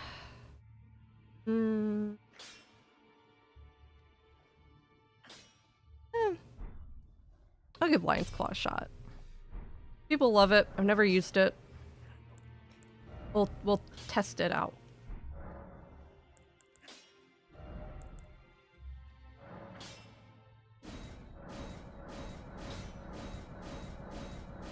Alright, Smithing Stone 3s. I think I can buy those, right? I should have the bell bearings for those.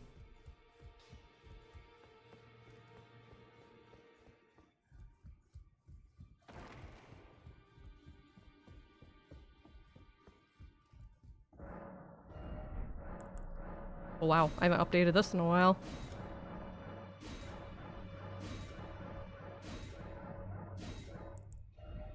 Bones, finally. Oh, actually I already have 40 bones. That's excellent. Okay, yeah, I have 3 and 4. Good.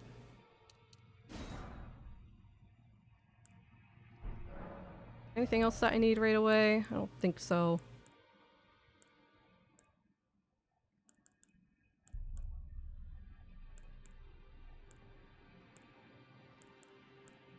Yeah.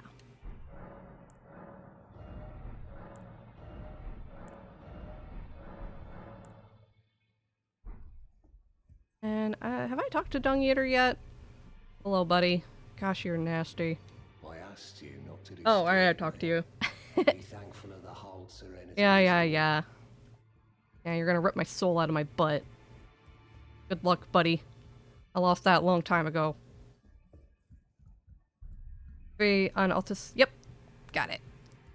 I think I recall that was Sealed Cave or something like that, because I had to grab that on a different character pretty recently. No matter. My Karian Knight character is in Altus Plateau right now, so I'm kind of fresh on a lot of stuff. Yeah, with the Occult scaling, the blood loss is starting to build up. That's nice. Alright. That should be good. Now we have a strike weapon. Because Pixels, earlier I was talking about how my Karian Knight, I got him the Great Hammer, the Great Mace. I got him the Great Mace, and I have been lovingly obsessed with it. I think I put Chilling Mist onto it, although I'm tempted to put a different Ash of War onto it. I'm not sure yet. Maybe Craigblade on that one. But I've been playing with the Great Mace on that guy, and I am in love. I can't believe I slept on giant bonk weapons for this long. He destroys everything, no problem. He's just ruthless. And when people summon me to help them, I melt everything. And he's not too bad so far with me in PvP. I'm still trying to learn how to parry more efficiently, because I do have the Karian shield with retaliation on it. Needs practice. Hello? Are you doing okay there, Elite Motion? You better behave. I'm gonna turn you off if you can't behave. But yeah, he's been melting things. I love him. He's been sporting the Karian Knight Sword, the Great Mace, and also the Twinned Night Blade, which is that twin blade that scales with strength. I love him. He's definitely one of my strongest guys.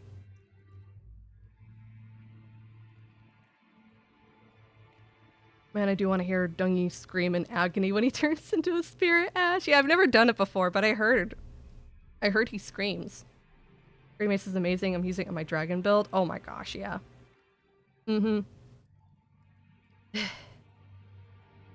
Probably could have been better on this character than what I'm doing, but I really did want to use the Albinauric weapons. Kind of trying to have a little bit of a theme going on. Alright, now that my Morning Star's all upgraded, back to Altus Plateau. So let's prioritize some important stuff to hit up first. I think I'm going to try and get to that church ASAP.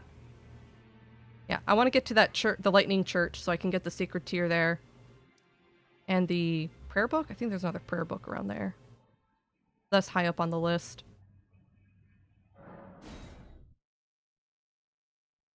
Did a full run with a Frost-infused Great Mace with Endure to recreate Vort's Great Hammer from Dark Souls 3. Oh. Yeah, I always thought one thing that I really like about FromSoft, especially with Elden Ring, is that you can kind of like mimic and do builds from the previous games in a way. I mean, I've definitely seen tons of people recreate Dark Souls 3 stuff in this, which is just fantastic. I love that's like an option for people.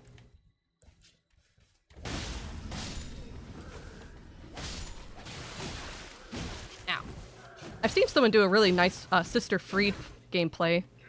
Someone did Sister Freed on New Game 7 and did like a whole run with that. They're really good. I watch a lot of their YouTube videos lately. And they do all kinds of like RP builds and stuff like that. It's always thematic and they do a good job. I think recently they did a Devil May Cry build of Virgil that was really cool. He was like wearing the Preceptor set. Of course he had Moonveil, because Virgil would.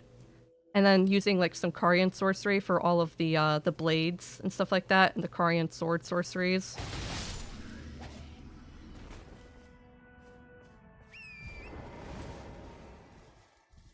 And they did that Virgil playthrough HUDless on New Game 7.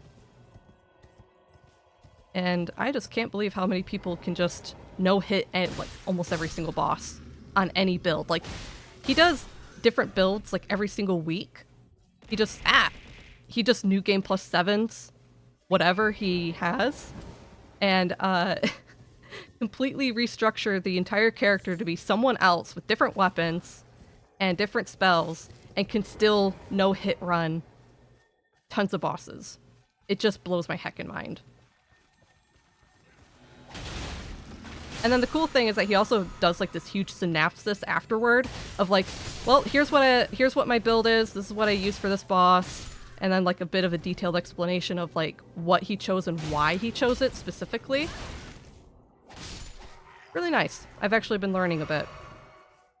I'll never be that good, but it helps to watch people who are good and try to teach you how they got that good. Elden Bingus, it sure heckin' is. Hi, chicken. Hello. I got the Elden Bingus brain. Brainus?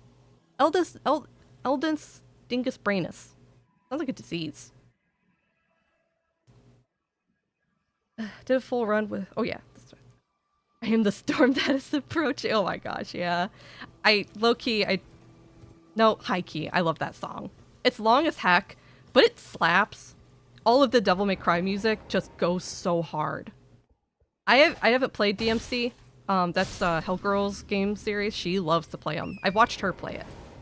And yeah, the music is just top tier. It doesn't have to go that hard, but it does.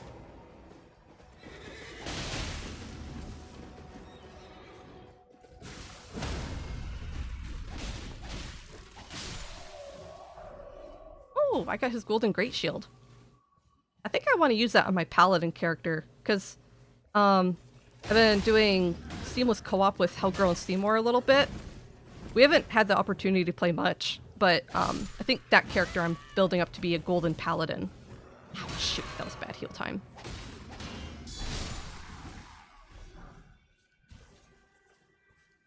So kind of like a Elendel Knight, just less aggressive and more tanky. The point of that character is to protect Hellgirl. She's little sweep daggers. We got her those double Reduvias, and she's been liking that. And I'm the distraction. The second I should have started with Shabriri's Woe, but I didn't. But the second I can get Shabriri's Woe, I'm probably going to be putting it on.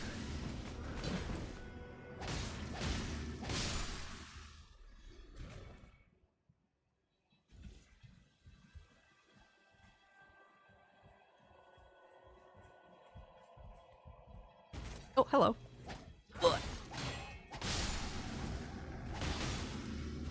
There we go. That it? Was that it? Probably, yep.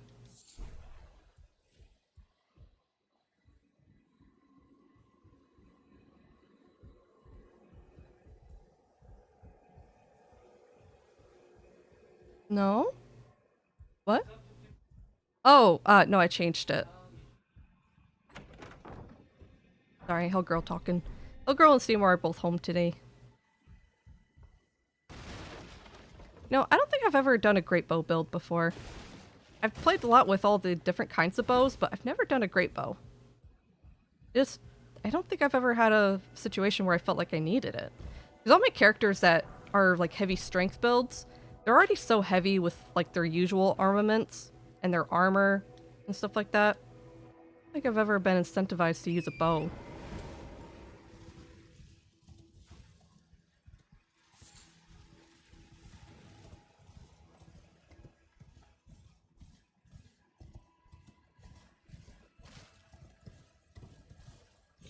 Uh-oh.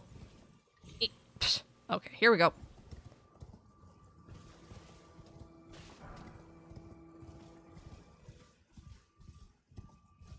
Alright, I think that's most of this area cleared except for the seed. Grab that golden seed.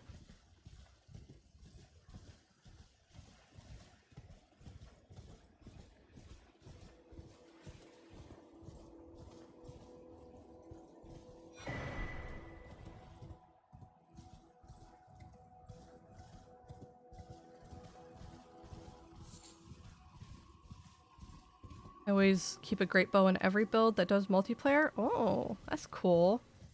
So it's like highly worth it then? What's like the best great bow thing to do? I know golem arrows are like a big popular thing. Is it best to just keep the through and through on it or something?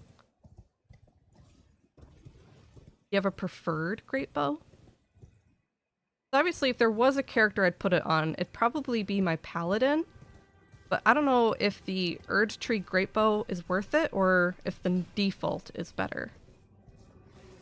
But sometimes being able to Ash of War an armament feels a bit more useful.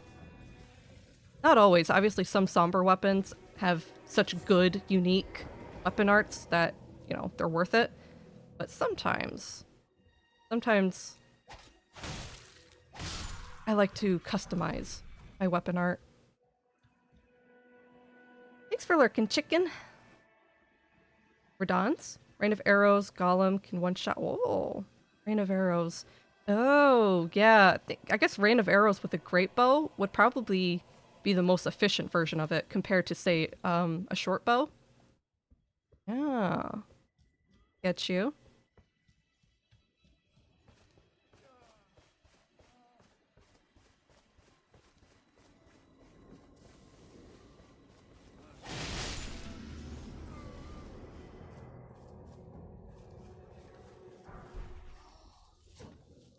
I know on my gravity character I would like to do a great bow, probably Radon specifically, because that character's supposed to be a lot like Radon without being Radon. I don't want to use the gravity great swords. I think there's just a lot of the more popular weapons I seem to avoid using, just from personal preference.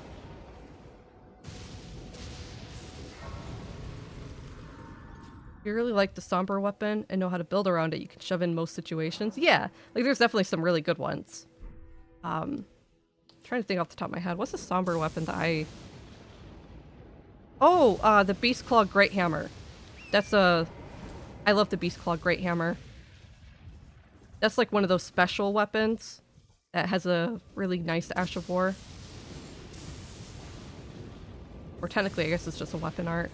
But yeah, Beast Claw Great Hammer. That's a heckin' good one.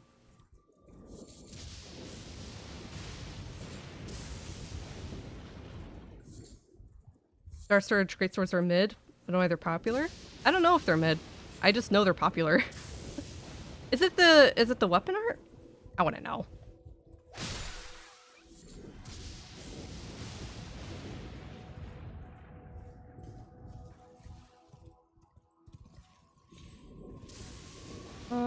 You know what? I'm gonna touch the site of grace inside here.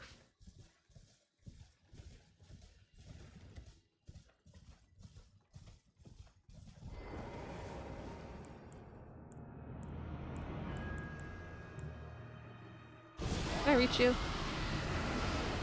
Yeah, get wrecked.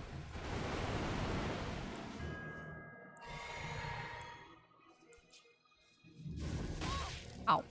Okay.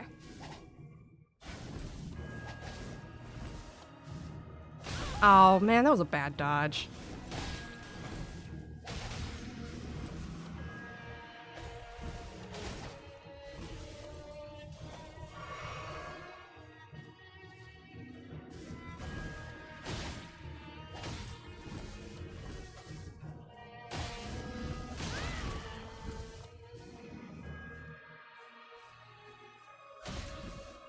Shoot, I'm so bad.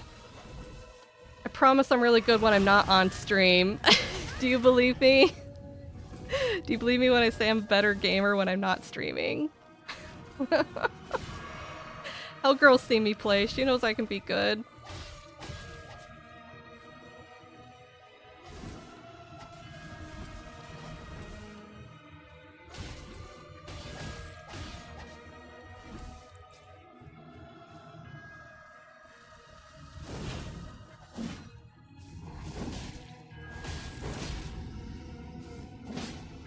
Shoot, that was the wrong direction.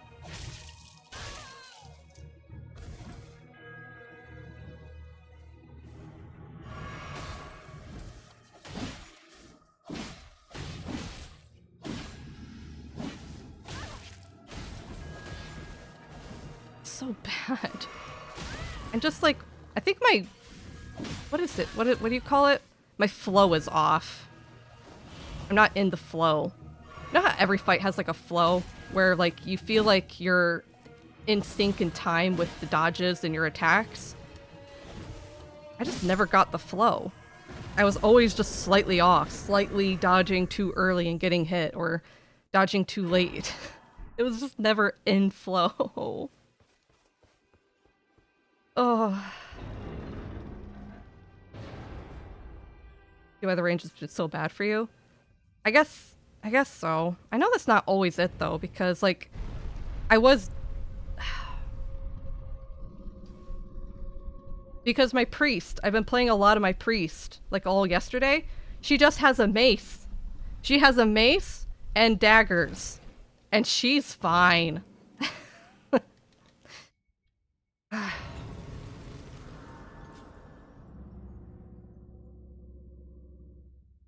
I know I'm not dancing. I'm out of step. Like I got 2 left feet and 2 right feet. I think it's because I haven't really played this character in a while. I've been playing a lot of different characters. I kind of like switch around a lot. And I haven't played this character in like over a week, so it's like I forgot the flow and the range. Like when you play a character and like their weapons, you get familiar with the weapons. You start to know your range, how long it takes for you to attack, how long it takes for you to build up for specific attacks and things like that. Like you learn it. And I started to forget this character's flow. I don't remember my wind-ups or my recoveries and stuff like that. It's all gone. So I guess I just need to stream this game more. I do want to beat this before DLC, which I probably have plenty of time for, but I also don't want to get bored, because I'm definitely the kind of person where if I get bored of playing a game, it's hard for me to make myself play it.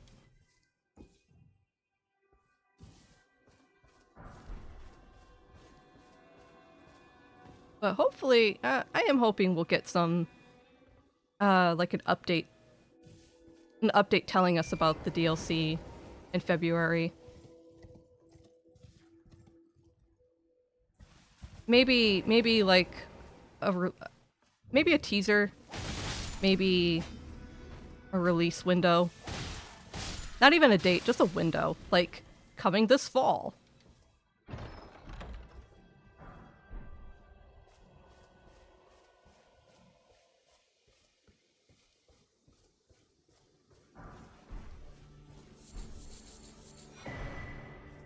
Alright, that sacred tear should be nice and helpful. Got that. We'll wait on fighting Landsacks. Alright, so, priorities. What do we want to grab now? Probably the trees. I think... I don't think I told Corn where Gold Mask is yet, so I should do that. Gotta get good to get good or something. I know. I'll fall back into step. It's just, work in progress. Anyway, hold on. Did I miss some stuff?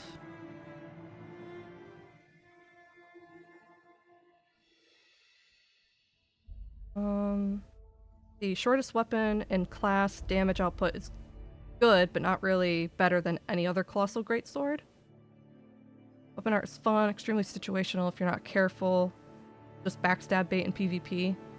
I guess so. If you miss the gravity pull, I guess it does just leave you horribly open. And it's easy to dodge, I think.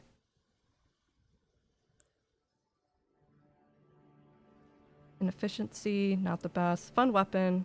Compensates for the lower range. Looks good, feels good. I once killed the max level Phantom as an invader because they kept spamming the art and I could just backstab them over and oh my god. If I got backstabbed for trying a weapon art the first time, I would not touch it again.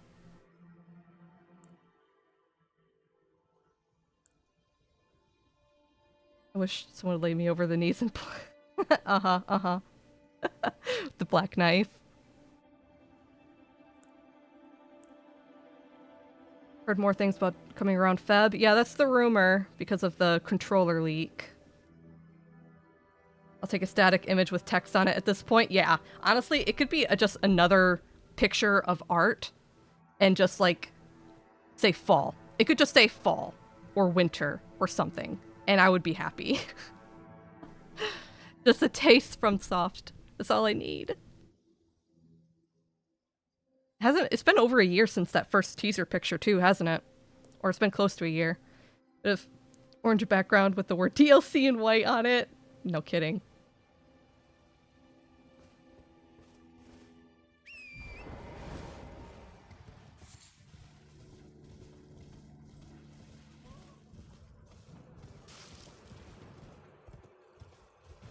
What ending do y'all think I should do on this character? I don't think it really matters, because I haven't beaten the game on PC yet. So, any of the 3 endings, are possible for achievements. Oh, I haven't even talked to the Gold Mask, it seems. Okay. I'll buy stuff from you. Alright, Gold Mask, buddy! such a moron. I ran all that way and I didn't even continue far enough to grab that thing, did I? Oh well. That's fine. We can do it. Yeah, probably you're now. Ronnie or bust. We can do Age of Stars. I know they say there's like, what, 6 or something endings, but in my opinion, there's only 3. Elden Lord, Frenzy Lord, Star Lord. All the Elden Lord endings are pretty much the same. It just has a different aesthetic. Their official post was 20th of February. Is that around Elden Ring's anniversary? I don't remember what day Elden Ring came out because I didn't actually buy this game on release. I was a wait and see person because I bought Sekiro. I like pre-ordered Sekiro and got it when it came out, and it was not my style. And I wasn't keeping up with Elden Ring at all. By the time Elden Ring was coming out, I found out like the week of release date. I heard of...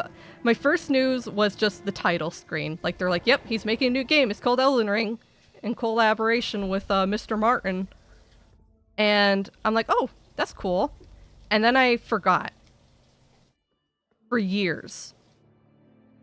Suddenly, someone at work is like, hey, are you excited for Elden Ring this weekend? I'm like, what? They're like, yeah, Elden Ring's coming out. I'm like, oh, I didn't know. Cool. So I just... When it eventually came out, I just watched people stream it just to decide if I liked it, and hell yeah, I was way into it. I was very impressed. The 22nd? Oh. Star ending is weak, gotta go for Gold Mask. I like the star ending personally, just because it feels the most, different. I don't like any of the Elden Lord endings. Well, obviously Gold Mask is probably the quote-unquote best Elden Lord ending.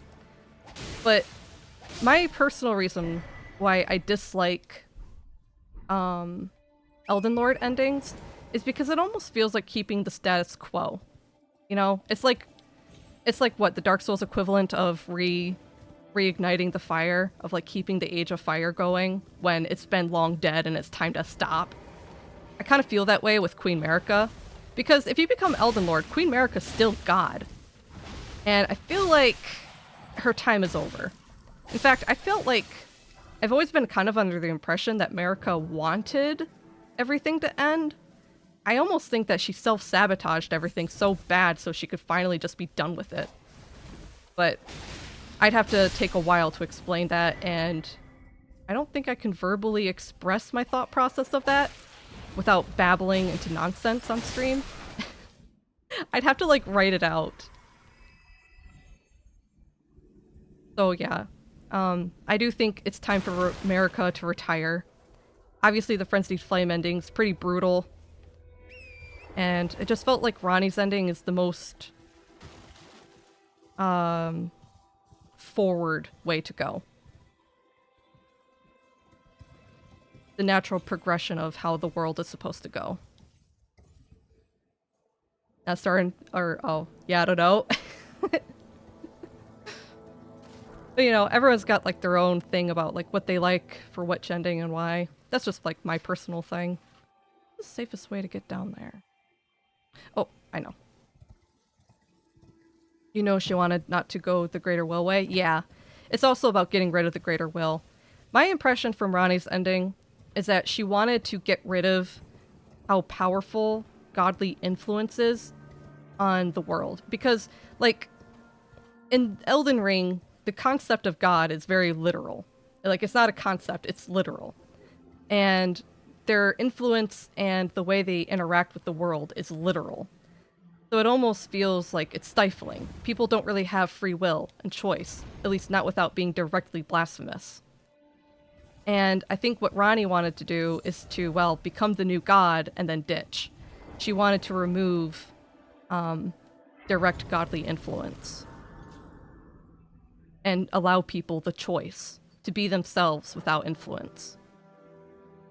Age of Stars is equivalent to Age of Dark and Dark Souls, I think. It kind of felt that way. Yeah, I get it. I think Ronnie changed as much. She basically ran into space conjecturing this world would keep influence away, but Greater Will is not even there and influences the world the most. I mean, the Greater Will isn't here, but they had the scions of, like, the two fingers and all that stuff, and they directly influenced everything.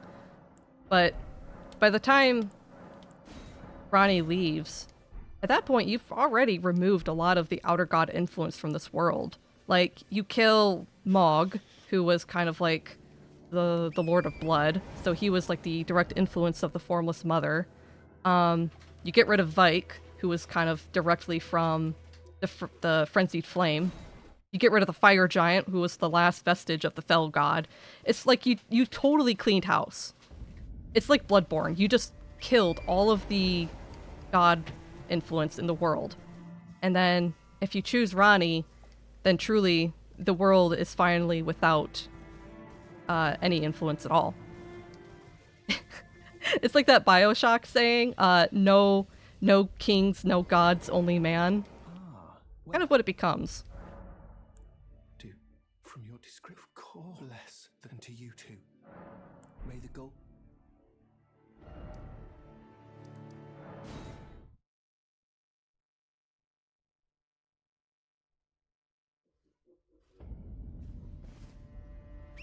I am assuming, though, the DLC... I'm wondering if the DLC might add stuff, though. Because we are quite more or less convinced that the DLC is going to probably explore more with Mikola and Godwin. So I'm curious if that's going to add any different endings that we can do. We meet yet again. So I don't know if I actually want to, quote-unquote, end the game. So, like, you kill Radabeast, right? And then you have the choice to select a rune or stuff like that. You can just not do that right away. You can just leave, I think, right? I think I might select nothing. And then we'll do the DLC, and then I'll select an ending. I think that might be best, just in case, so that if there is a new ending with the DLC, we could do it. While I frantically attempt to record his wisdom. Also consider Ronnie's ending is the only one who are no longer maidenless. I mean, if you're Elden Lord, you technically have Marika. Not that there's much left. She's pretty much a husk. She's just a vessel. She's dead. Well, not really dead. She can't actually die. But goodness, I bet she wishes she could die. Alright, I don't think I should even buy this. There's no point. Anyway, good to see you, Korn. Good to see you, Gold Mask. Good luck, buddy. Whatever it is you're doing.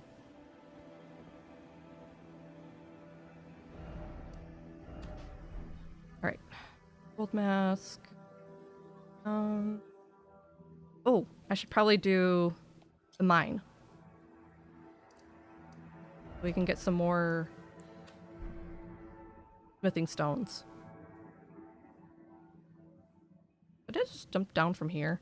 Might be able to. I don't know how high that jump is. Rather be made by her side. Well, I mean, to each their own.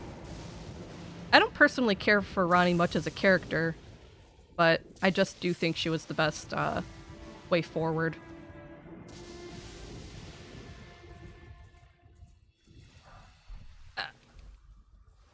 Or, well, I don't know, it's hard to say. Like,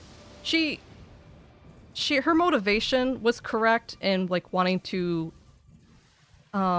break away from the greater will, to retain her own free will and stuff like that, to remove godly influence. Like, all that, like, was totally sensible.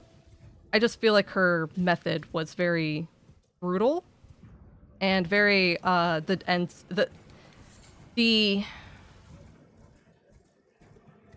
means justify the end? Is that how it goes? Basically, she didn't care who died or suffered for the progress, so long as progress was made. Which is obviously why Godwin died, and then all the undeath stuff happened, and it kind of turned into a big clusterfuck.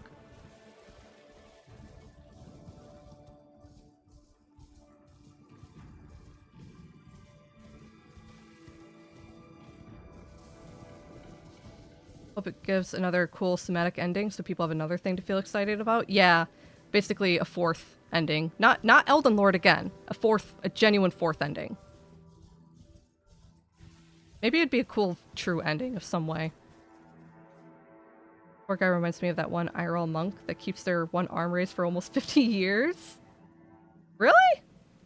Why? Do care about Ronnie. I'll never forgive her for help kill Godwin. I guess I would say like that. Yeah. I get it, Ronnie. I get it. But also, that was pretty rough. That was, she probably honestly didn't expect that to happen either. Who could have saw it really coming? I don't think she expected him to rise again as a giant undead. I don't think anyone could have saw that coming. Imagine if Godwin was alive, we would have post-bounced dragons. Oh. Got it going. Yeah, because that's true. Godwin was friends of the dragons. I think I remember somewhere. Again, it'd be really hard to articulate my point without sounding crazy, without babbling. But I remember there has been some theories going around that Marika might have been aware of the plot.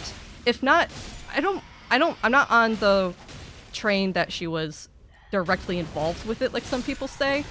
But I do have the impression she might have known. And maybe she didn't care. I also think that of all the demigods that Ronnie could have killed, I think Godwin was an intentional choice. I think maybe he was either one of the easiest, although technically there could have been easier. I mean, look at Godric's line. Godric was alive. She could have killed Godric. He's still technically a demigod, you know? But she went for Godwin specifically. So either one, he was a threat to the plot, or like everything that would come afterward, or maybe he was a martyr, intentional.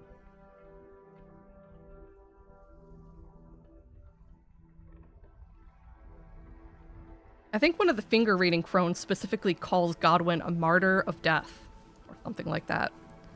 And then you have all the other stuff that, like, there's a ghost in the Weeping Peninsula they like say the mausoleum carries the soulless demigod. He is your unwanted child. And then there's also that other quote where Melina talks about where she's quoting Marika, and she says, like, go forth and become something, like be it a god, be it a lord, but if ye shall fail to become aught at all, you will only amount to be sacrifice. And I'm almost wondering if maybe she thought that Godwin was like a failure. Especially since Godwin went through of like befriending the dragons instead of conquering them. Because Marika definitely had like a thing for conquering and destroying resistance. So maybe she didn't like that. Maybe she thought that was weak. And Godwin wasn't an Empyrean either. It's not like he was a promised successor. Not like Ronnie, Mikula, and Melania were.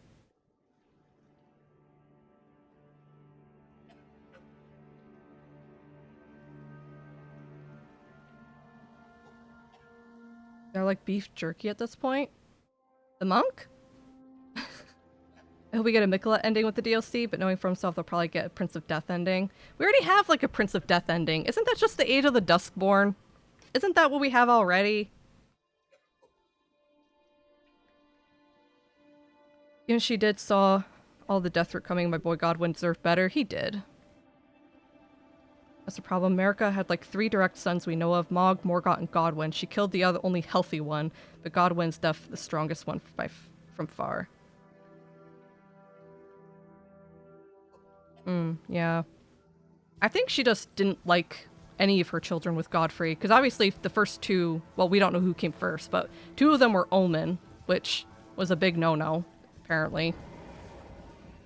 And it's kind of definitely says a lot that if even quote-unquote the god could have Omen as children, maybe they are. I never was really under the impression that Omen is a genuine curse.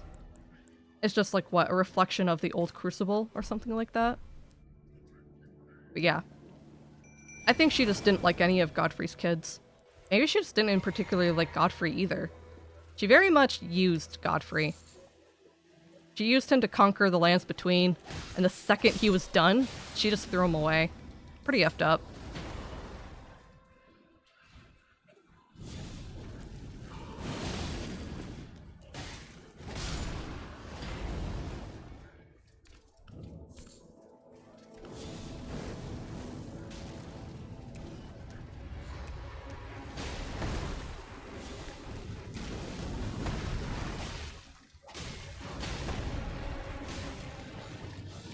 You got a little guy down there too.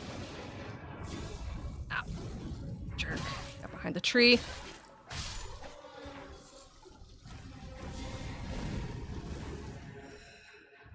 Oh, you're very far away. Got those little legs.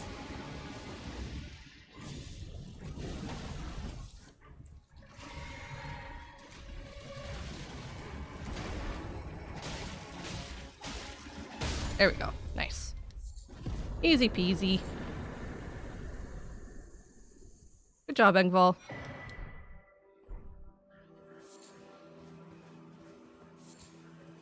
Alright, to the mine.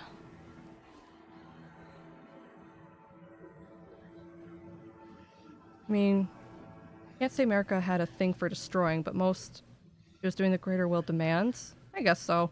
I don't know. I look at the fire giants and I'm like, dang, that was a lot of conviction. I mean, I think they said that Queen America herself took to the battlefield when it came to the fire giants.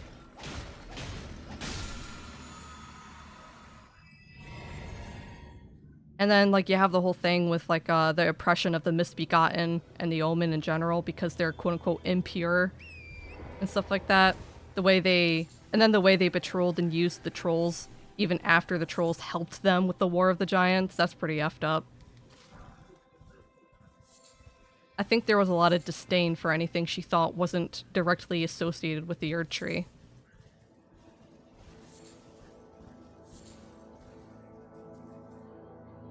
Man, imagine Queen America fighting. Oh, heck yeah. I was always under the theory that, because I can't remember where it is from, but it does say somewhere that she did take place in the war against the giants. And when you go up to the mountaintop of the giants and you find all of them, like, dead up in the snow, if you ever notice, they are completely enshrouded in thorns. I know some people thought they were deathblight thorns at first, but I don't think they are.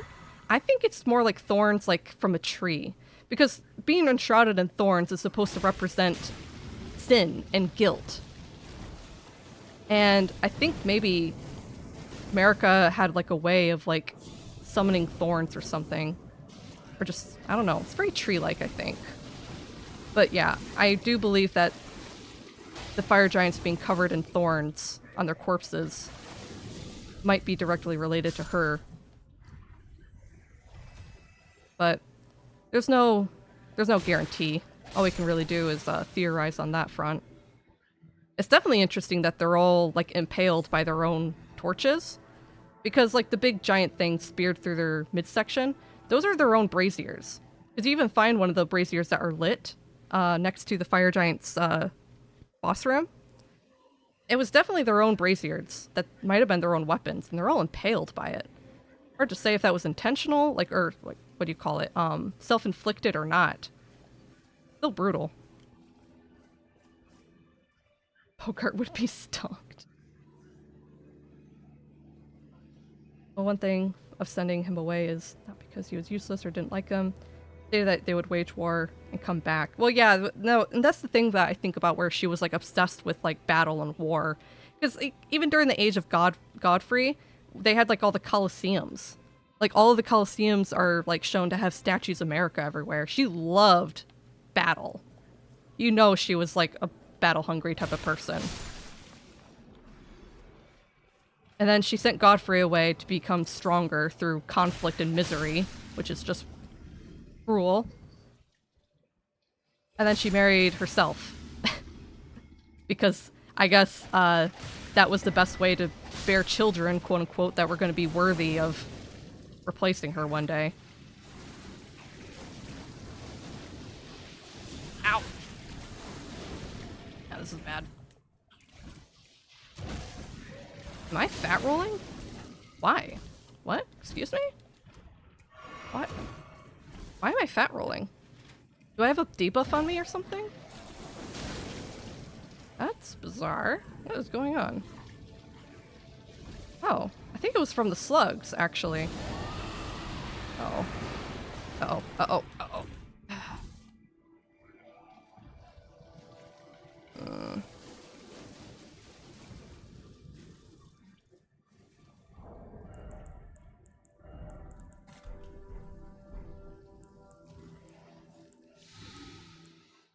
Alright, gotta focus.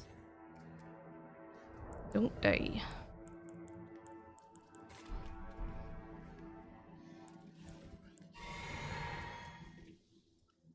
I mean, there's statues of America's everywhere, even the sewers. I know. It's just, she is directly involved with the whole Colosseum thing. And then they got rid of the Colosseums after Godfrey left. Like, that was purely to the age of Godfrey. They said that it was kind of like antiquated and not really a thing anymore after Radagon became Elden Lord.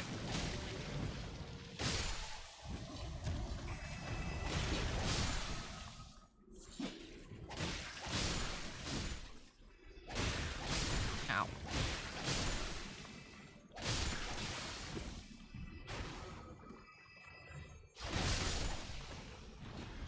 So many slugs. Nasty in here. Alright, we good? I think we're good.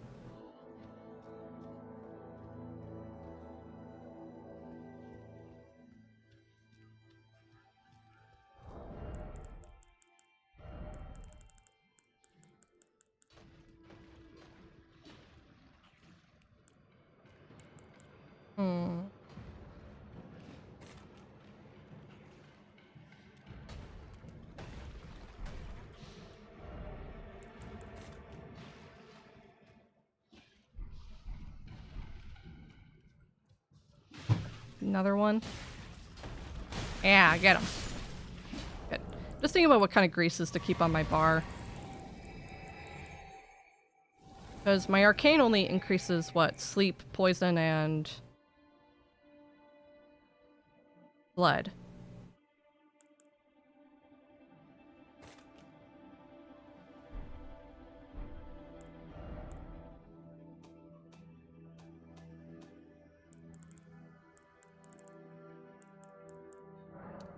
At least I can make plenty of blood grease now. That's good. And I finally learned how to make holy grease. That's good. Nice, nice, nice. Okay. I think her goal all along was always to make them strong enough to kill a god. Yeah, definitely. America definitely wanted to die. Hugh is just proof of that.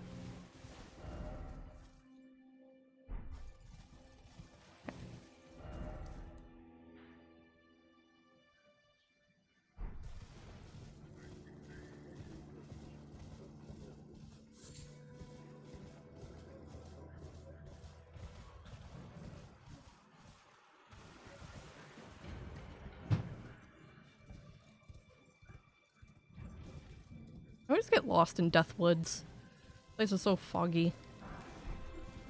Foggy, and the whole place is just a bad time.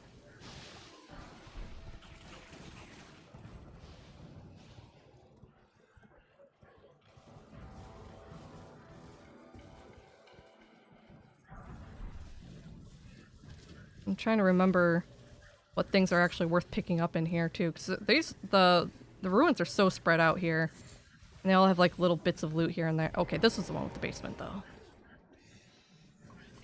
Can't summon. See if I get lucky with Exeeks. Might die though, but here we go. Oh, that's nice. That is stupid strong. Even better that I have the Roar Talisman, too.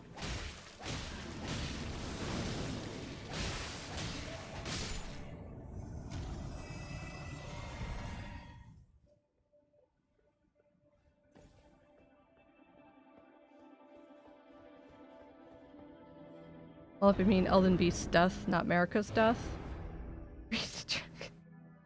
Hey, I know. We're a little greasy and stinky, I guess, huh? Not Marika's death. Do you think she actually expected to somehow live? You think she really thought she could get away with trying to kill the Elden Beast, but not herself along with it? Hard to say, though. Hard to say what would have happened if Radagon didn't fight her the way he did. Also, I wonder what kind of event took place that caused them to convalesce back into each other.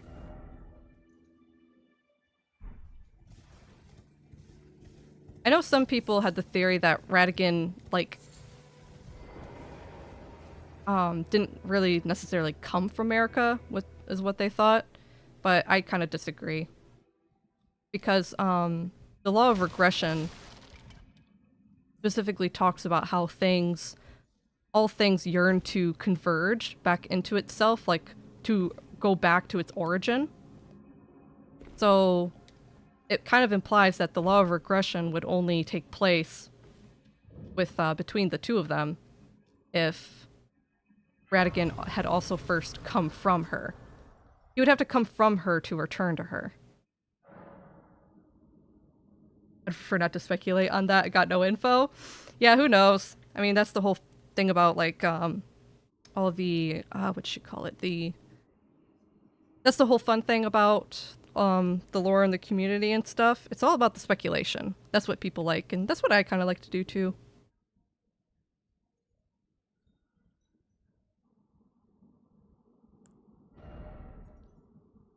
Alright, so we're doing pretty good on Vigor. I think we'll start tweaking in between Arcane and Endurance for a bit too.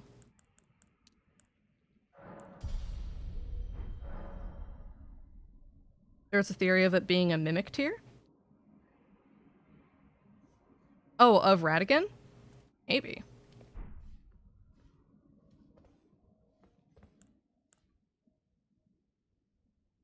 Since there was a quest line? Yeah, I mean, I wouldn't write it off. Oh, that's right, didn't I want to do some co-oping today? Let's see if I get summoned at all.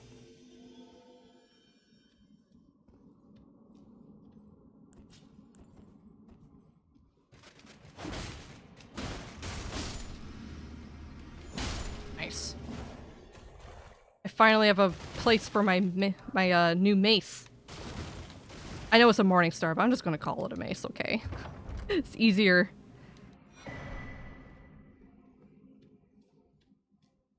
For my mini bonk.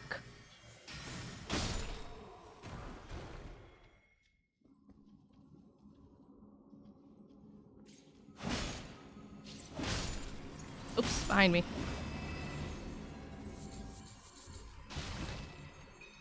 Hello.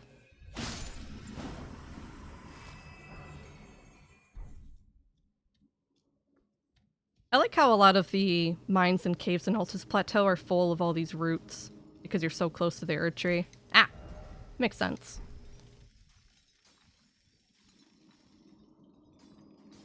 Or to speculate in things based on the infos I can grab. Oh yeah, I think a lot of my theories and stuff that I do talk about, they're usually based on something. Either a description or like a combination of descriptions that kind of paint a picture. Take Radigan, for example. The way I see it is, we know Radigan's statue reverts to Marika when law of regression is used, then the mimic veil, which is referred to as Marika's mischief. But then there's Korn stating that Marika is Radigan, or that Radigan is Marika. Yeah.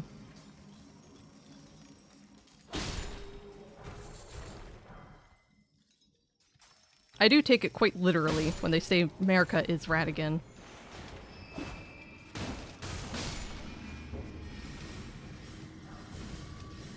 I think I've seen a comic of that before. I think I've seen a comic of like Mikola and Melania like sitting on bunk beds. And like Mikola's like on the bottom bunk. Melania is on the top bunk. And her legs are just fully hanging off the edge because how tall she is. And Melania's like, hey Mikola, you ever see mom and dad in the same room before?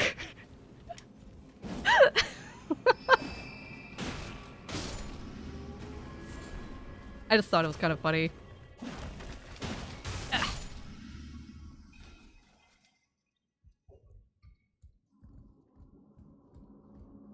Hey, I'm being summoned.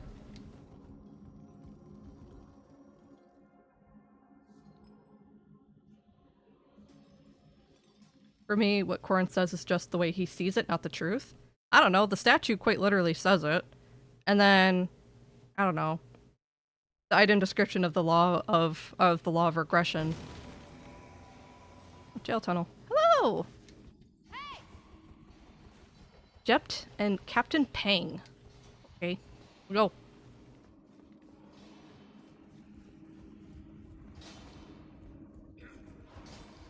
Oh, I got just the weapon for this place.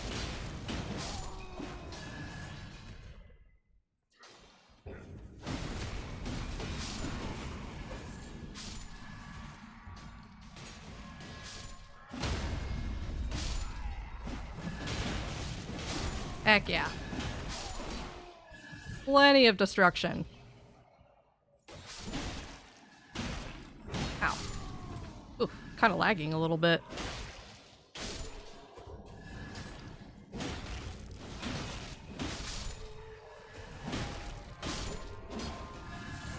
Oh, their horn boy. Everyone's already dead.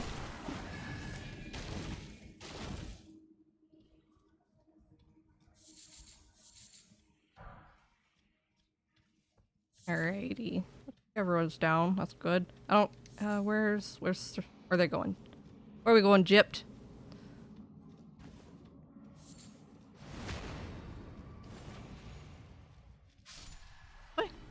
Okay. Oh no, he's turning around. Finger kept going. He didn't go this way. Don't know if they want to. Oh, kind of hard to tell if the lag is me or them. I mean, I was fine when I was on my own, so it's difficult to really say. Oh, buddy, you just ran right in there, huh?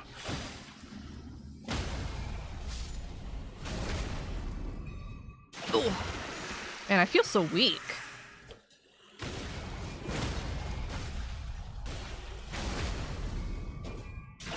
There we go.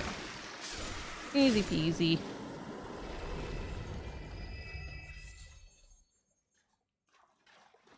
Wonder where the finger went.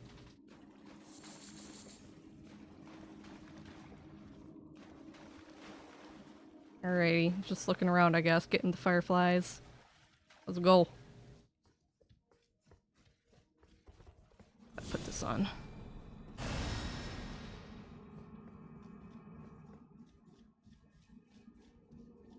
Oh, those little comics. Hey! Tried to do hydrate. Oh, 1 second. It was working earlier, so we might be good, but... Yeah, everyone's dead down here. Finger ran ahead.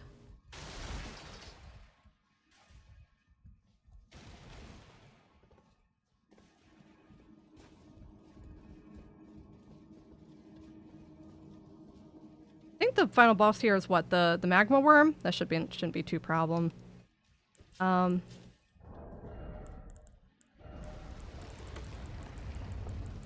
have dragon wound grease.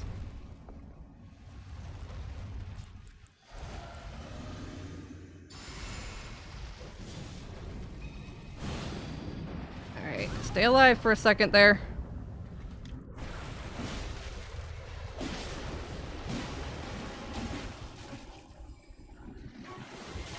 Ooh. We're good. Oh, someone has Black Blade. Death Blade or whatever. Someone's spamming Comet-User. Oh, they have the Sword of Night and Flame. Oh, I see.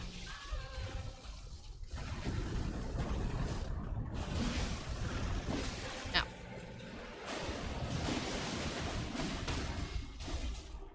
I think they got it. They got it.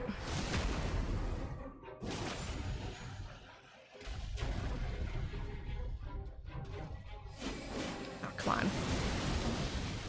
Ugh. Ooh, I'm right in the magma. Uh-oh, uh-oh! Oh my god, no! No! Darn it! I got stuck in the magma. And then he came down on his shockwave. Did I do it? Did I do enough? Do I get a rune arc? Hey, I got some runes! I did it! Close enough. Oh, that was bad though. Getting trapped on the magma. Rip. Alright, yeah, hydrate's on cooldown, huh? I guess we'll see next time it goes off. Or I can test it out, can't I? Oh no, it's got 2 minutes. Should be fine though. It's been working all the rest of today.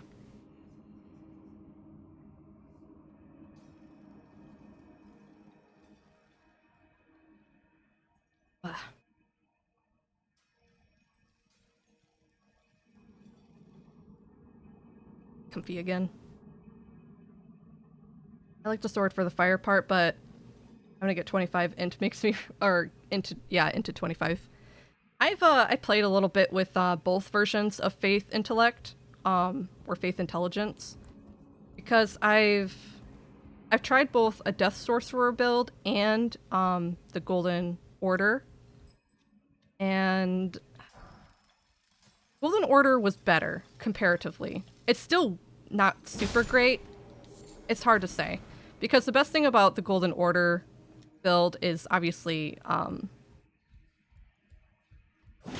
like the triple rings of light and stuff like that. Discus of Light is also really, really good, but it only works if your enemy is weak to holy, and most enemies in this game are strong to holy. So it's a little rough. My Nicola build guy, he's fine, but could be better. I balanced the stats the best I could, but it's still just a little bit weak. If there's anything I really, really hope for the DLC, is that we get better options for Faith Intellect. Which, you know, we might, considering both Death and Golden Order are Faith Intellect, and if we're really getting more stuff with Mikola and Godwyn in this DLC, you know, that's our best chance, huh? Remember where I'm going? I think I came out of this way.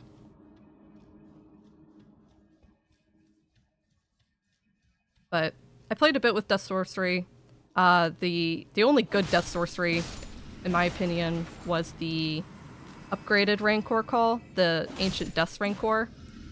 Explosive Ghost Flame has too much of a big wind-up and requires you to be in the middle of the battle, and I just not bulky enough to handle that and get knocked out of that spell. It's kind of like Zamor's Ice Storm.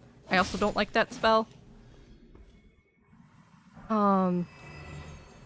The Ancient Rancor was pretty good.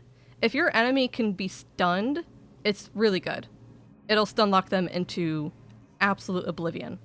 And it was also a really good invader killer. Not in a nice way either. Like, I'm sure I made invaders very, very upset. Because of, they just can't do anything. If they get trapped and I'm already spamming it and readying up more to spam, they're just stuck. They don't got anything to do. So they just get stun locked into death. And it doesn't help that when they're in the middle of getting hit, the second I run out of stamina, I switch to my Black Knife, and I'm hitting them with the Blade of Death. It was really mean to invaders. No one survived it. But that was the only good thing about that character. I didn't really like her in any other way.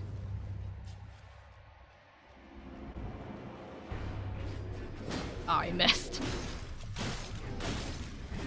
Wow, look at that damage.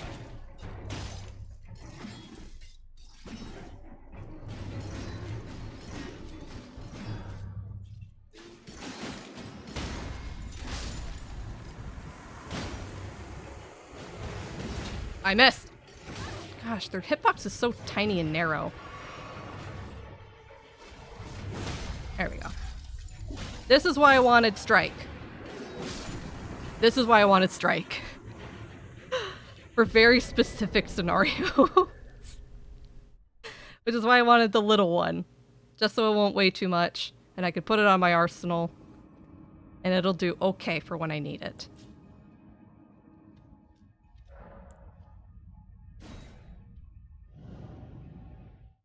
Gotta spam invaders with it. It feels a little mean. I actually had a really nice fight with an invader one day. I think I was playing my Karian Knight. It was just me and one other guy running through... I think it was actually this one, wasn't it? Old Altus Tunnel. We were running through Old Altus Tunnel, just the two of us.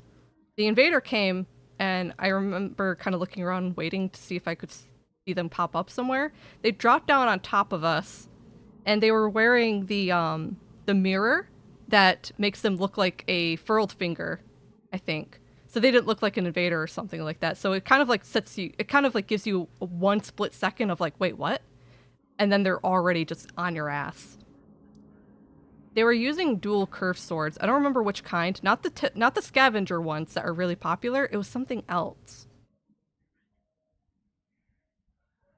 But they were hitting real heckin' hard.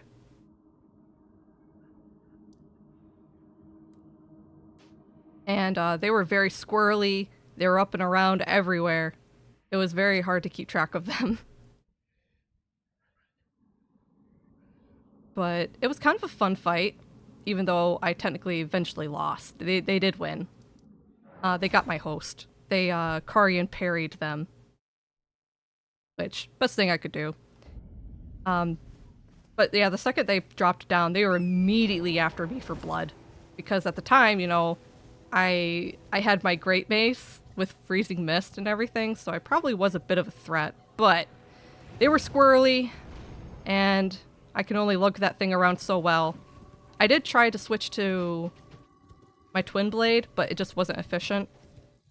So, I don't know. It was a decent fight, though. I had fun with it. He won fair and square. Killed the host and then just kind of left me alone. It felt a little rude to the host, but I did applaud. Just because they were just good. They were good at dueling. They heckin' knew what they were doing. And they weren't even relying on, like, cheap tricks. They just were really good at dodging and then could parry. Oops, wrong timing.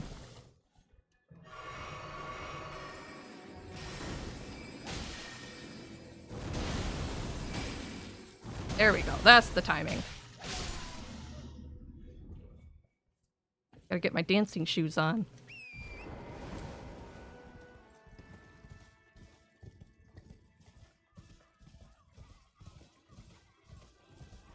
Strike is used against that specific Borealis that negates 80% slash. Oh gosh. Never gonna forgive him.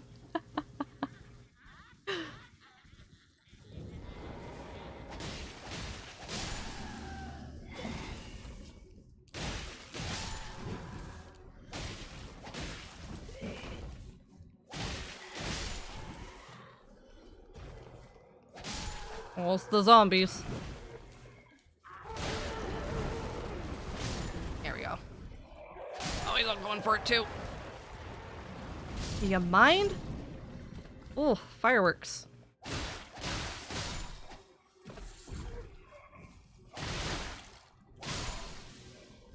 Yeah, also curved sword, double curved swords, they have that really nice engage, like this little thing where you sweep forward.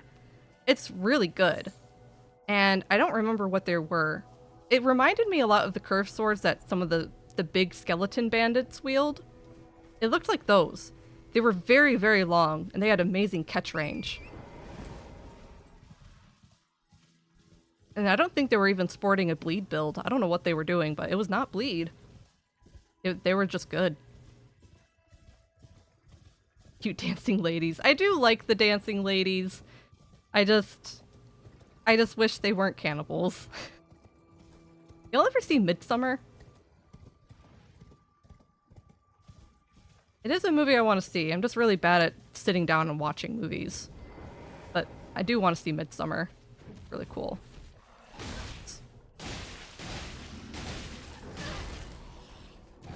I've been trying to learn how to parry these guys on my priest, and I kind of suck at it. I'm trying to learn how to parry a lot of things on the priest. It's been a work in progress.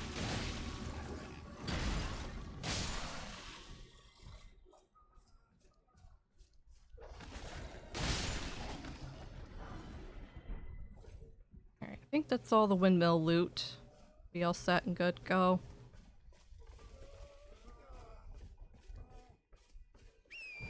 So let's head to Dominula.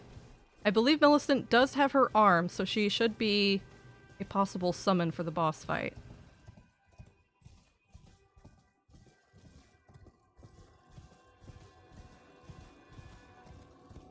For me, the curved sword has the best moveset in terms of feeling. Yeah, I really do like it. Ah! Sure, I'm worse than you at watching movies. Alright, yeah, Hydrate's working. Yeah, I struggle with sitting down to watch. I'm also learning how to parry, but I'm using a curved sword. Ooh. It would be nice. Curved swords do just feel really good. Ugh. They are probably one of my favorites. In my very first playthrough, when I was first learning how to play. Thanks for the pets, COD. Yeah, my first character build was the Dragon Occult. And for her, she was using the Serpent God curved sword. Which is not the best weapon, but I really liked it. I thought it was cool. My poison character uses it. They use it alongside the coil shield when I'm not using the serpent bone blade. Poison has been surprisingly a very, very fun build. I love that poison character.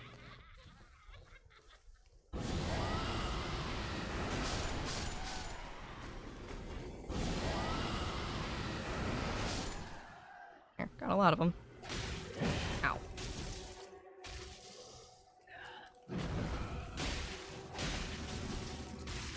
Ew, could you not? That is nasty. Ugh.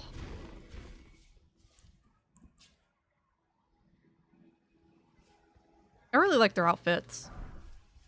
Oh, celebrants. I also really like their weapon set, the celebrant stuff. It's all really cool. Just, I've never found a desire to use them because they're not terribly good. I think they're kind of not great because they're trying to balance the fact that they give you extra runes for killing. But I don't think they give you enough runes to justify making the weapons kind of bad. Like, the Celebrant Skull is so cool, but I think it's like the shortest range hammer you can get. And that's just unfortunate. I want a giant hammer with a skull. They even have flowers on it. But anyway, yeah, this village, Damunula, it's straight out of Midsummer, from what I understand. Very cool. I love freaky folk tales like that, which also means that I do want to see Lamb. Any of you like to watch A24 films? I really love A24 movies. Because I also really liked, was it Hereditary? I also liked Hereditary, and there's been others. What other A24 films have we seen that we really liked? Do you remember Hellgirl? I don't know if she can hear me. I can't remember off the top of my head.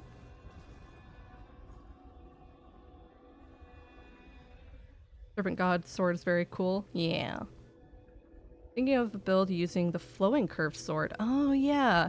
Yeah, I think the blind wanderer would be a kind of fun thing to do at some point. Celebrant rake for me is the funniest. It has blood all over spiky edges, but doesn't cause it doesn't even cause bleed? No.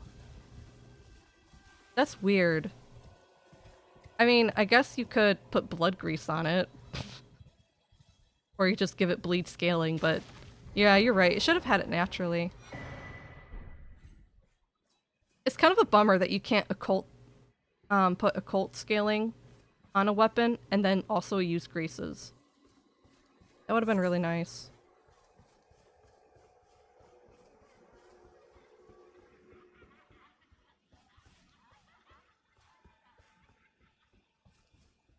And it is a bit of a bummer to me that the halberd doesn't use slash damage because I've kind of discovered that standard damage is kind of bland.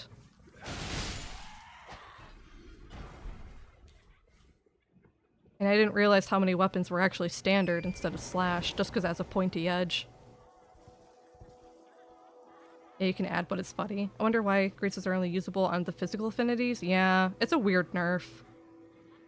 What makes occult a non-physical affinity? For some reason, just occult scaling makes it not use grease. And I see that right now because my Morningstar has occult scaling, and I'm using Lion's Claw, but I can't apply grease to it. So that's weird. Kind of a bummer. The other scalings that do arcane, you know, are poison and blood and stuff. And I'm only leveling my arcane, so I kind of need that occult scaling.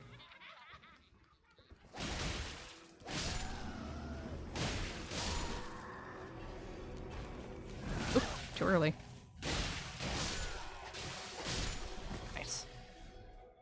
Yeah, I want to prioritize using slash through here because, yeah, low armor opponents are very vulnerable to slash, which is no surprise, really.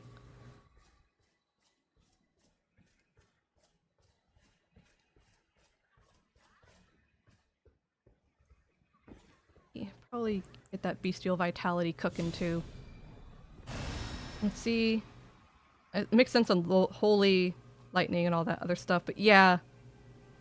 Like, those make sense, but I feel like Occult should have been able to use grease. It's definitely an unfair nerf onto the grease, especially since I don't think greases are even popular. Add elemental degree. Yeah, exactly. Occult is pure physical. Occult is supposed to do more damage to gods, right? Oh. Does more damage to gods? No. In Elden Ring, Occult increases status effect buildup for bleed and poison and stuff like that. Bleed, poison, sleep.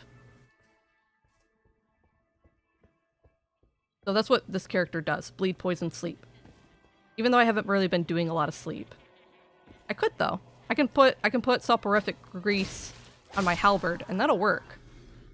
I just haven't had the need to do it quite yet, but maybe I'll use it on Godskin. Godskin is resistant to slash, so I won't be using my Shamshears. So I might as well take out the halberd and try some soporific grease. I don't know how useful it'll be, because I do want to summon Millicent for the fight, and sleep is best employed when you don't have someone who's going to knock them out of the sleep. We'll try it.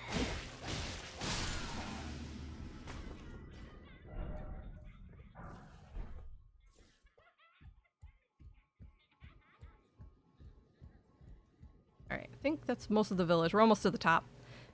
I really love all the beautiful flowers in this place, and all of the... I guess it's their version of a crucifix in this world. The ones that they kill people on.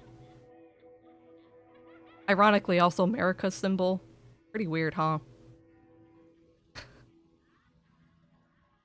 I don't mean to put a direct relation between the image of Jesus Christ on the cross, but America too kind of does the exact same thing, huh? Wholly intentional, I'm sure. I mean, the Bloodborne hunter symbol, in the fishing village, they killed and hung the hunters to look like the symbol. Where they tied their hands together upside down, and they're hanging upside down, and they removed the head. Pretty wild stuff.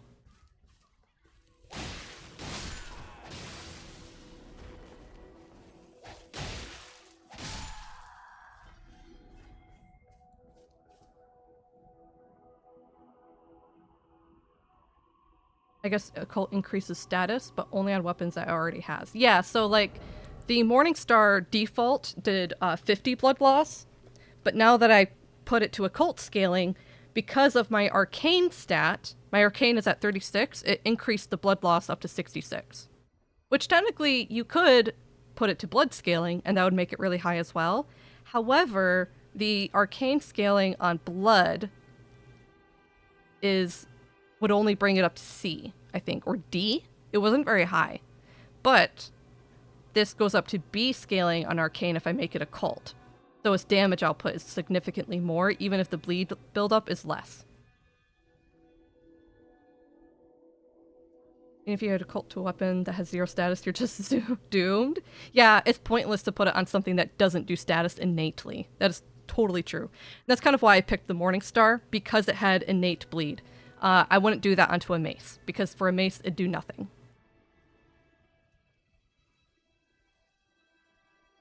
I mean, there's not a way you're seeing cross like that. Exactly, right? It's just kind of like the most, one of the most noted instances.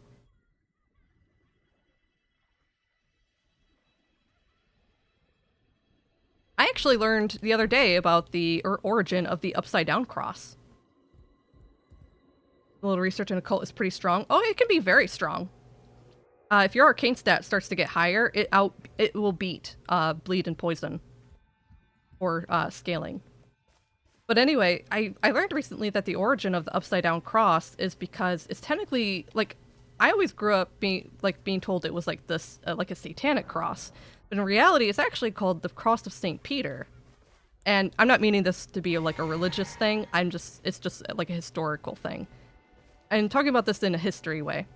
And apparently, the man known as Saint Peter, I guess when he was convicted and he was going to be sentenced to death by crucifixion, he requested to be crucified upside down because he believed he was unworthy of God and stuff like that.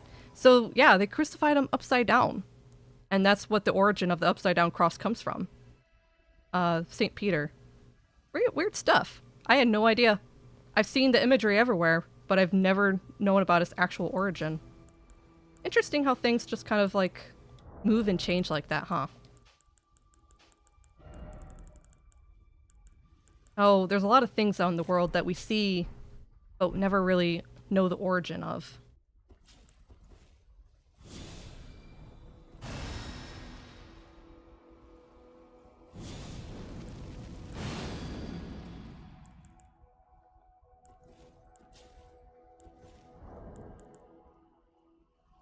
I can't remember if Crab overdoes Flame Grant Me Strength or not. I thought it did. I can't remember. I did look through a whole list of like which buffs overwrite which buffs. And I'm starting to kind of forget again. Ow.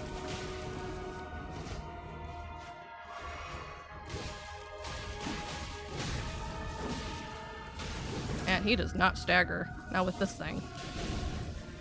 Gosh, I love this music. I don't know how well you guys hear the music, but Godskin Apostles is my favorite song.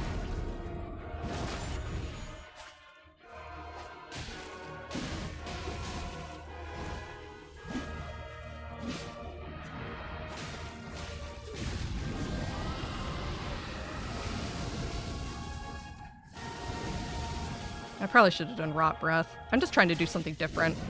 Rot Breath is so OP. It feels a little unfair.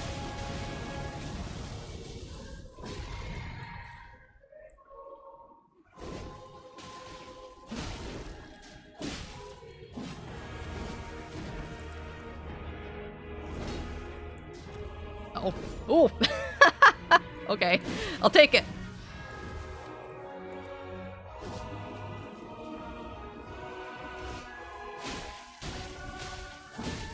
Ouch. That was bad.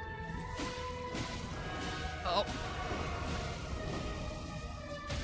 There we go. Good job, Millicent. Not bad. Yeah, I didn't really need the soporific grease, but why not? I wonder how much bleed or how much sleep buildup I have. I can't tell what it adds. I wish you could see what your passive effect is on your weapon when you add grease to it, so you can see like a solid number of like, hey, you have grease on your weapon. It'll display to you, you have 40 sleep buildup per hit. That would have been nice. Anyway, easy peasy fight. That wasn't bad at all.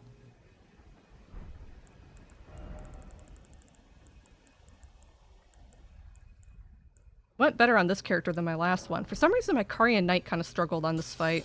Couldn't tell you why. Some of my builds just do better in some places.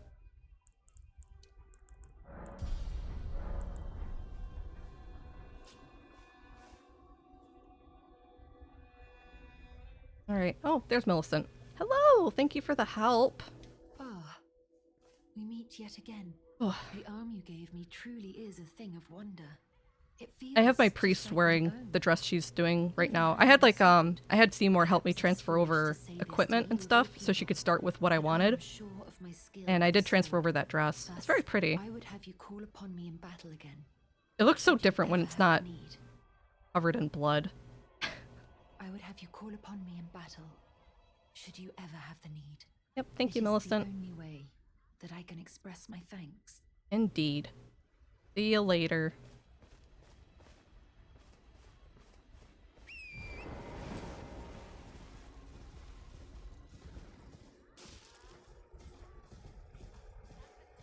So what's everyone up to right now? Anyone doing chores or playing gamoos? Having a grand old time? on this beautiful Monday. I think today, after I finish streaming, probably gonna do more art. Because I got the colors that I have to plan out colors, and well, I don't know, maybe I'll start with drawing the skeleton of the back pose for the spider, so that when I stream art next time, it'll be ready, because I hate doing skeleton on stream. Thanks for the pets, Pink. Hope you're doing okay. Hope you're decompressing and taking a bit of time to yourself. We all need those. Aww. Oh, there's an item over there.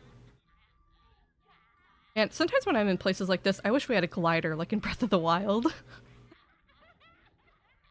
Seymour's bored, and I'm drawing. Oh, why is Seymour bored? Is it because he wants to play Fortnite with you and you said no? Maybe he should play Elden Ring. Actually, wasn't he getting into Monster Hunter? I feel kind of bad. He wanted to play Monster Hunter with me the other day. I fired it up and everything, and I was kind of like starting to run around. And it just wasn't with me. I didn't feel the vibe. You know how when you play a lot of one game and then you switch to a different one? And you just have like this feeling of like everything is off? And yeah, that's how I felt. The character just like... The characters in... The characters in Monster Hunter have a lot of weighted animation. So, like, your stop, starting, run, and all that stuff is kind of slow. It's not fast like this character with, like, the reaction and stuff like that, where, you know...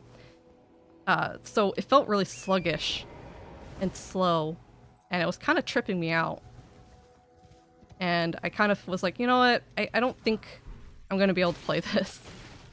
My muscle memory is far too attuned to Elden Ring right now. But, you know, I know Monster Hunter World's kind of re-buzzing with popularity right now. But who knows? I could go back to it after I kind of eventually stop playing Elden Ring. Elden Ring, however long that could take.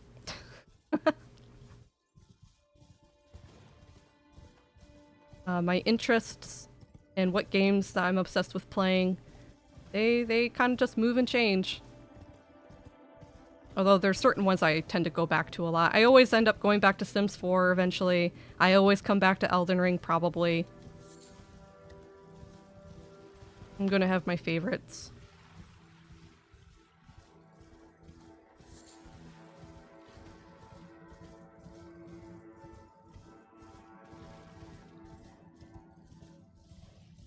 One of these days, though, I'm gonna have to take the time to practice Baldur's Gate 3. It was too stressful to try and learn how to play it on stream. So I'm gonna maybe try to pick up Baldur's Gate, get a good 20 to 30 hours into it, and then try and play it on stream. You know?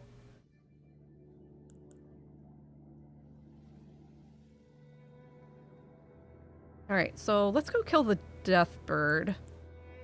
We'll do that by getting some sacred. Get Sacred Blade.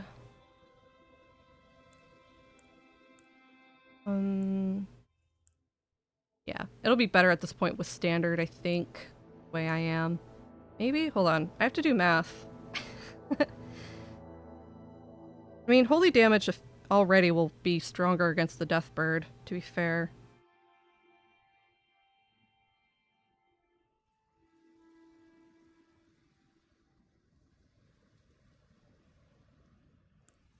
Oh yeah, it's definitely gonna be way better with Sacred Affinity.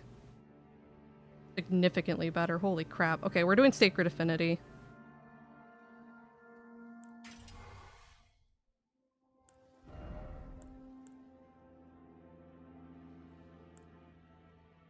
Then...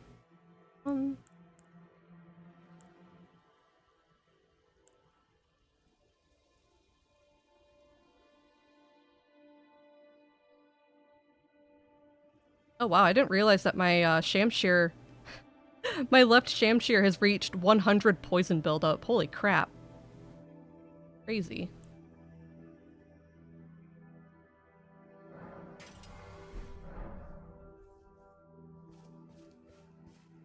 Alright. This should be good for fighting the Deathbird real quick. And I'm gonna switch my physic to holy damage. There we go.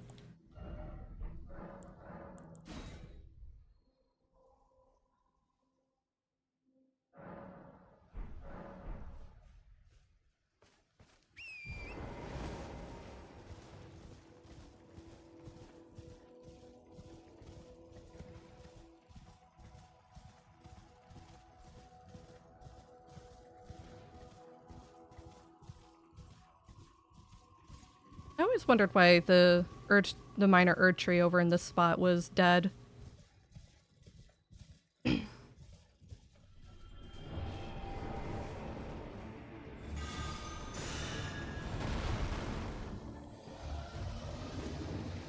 Oh. That was lucky. Oh my god, did you see how... Oh no, it didn't stand a chance! I'm not even over leveled. That just killed it. Destroyed it. I didn't even look to see how much damage that did. It just melted it. Yikes.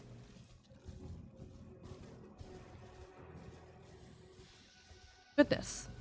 Okay, I'll take it, whatever. I guess, doing Sacred Order on one hand and Sacred Blade on the other was the way to go.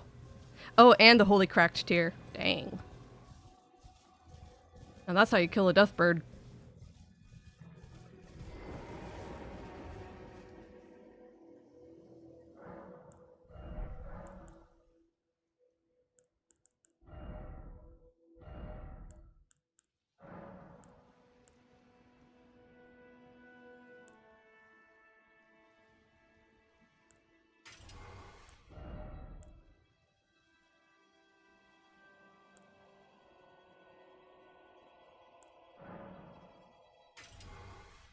Back to the way that was. And we'll refix my physic. I'm gonna keep that on fire, I think. Right. Yeah, because I don't have the multiple attack thingy yet. I like the tier that makes consecutive attacks stronger. And that will be the Bell-Bearing Hunter, but I don't know if I can fight him yet. I don't... You know what? Let's do it. Let's try.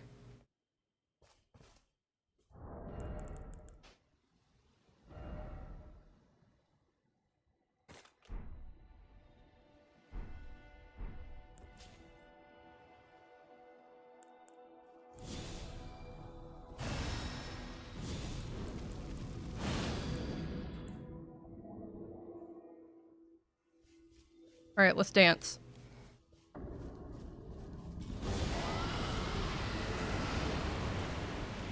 Ooh. Ow. Ah. Ah. Knew it. Ooh. Yep, I know it.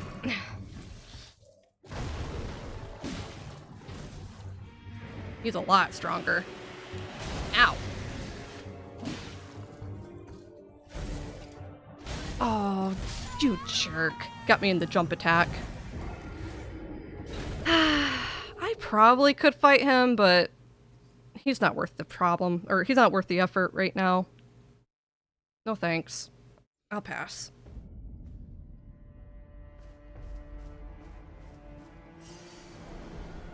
I know a headache when I see one.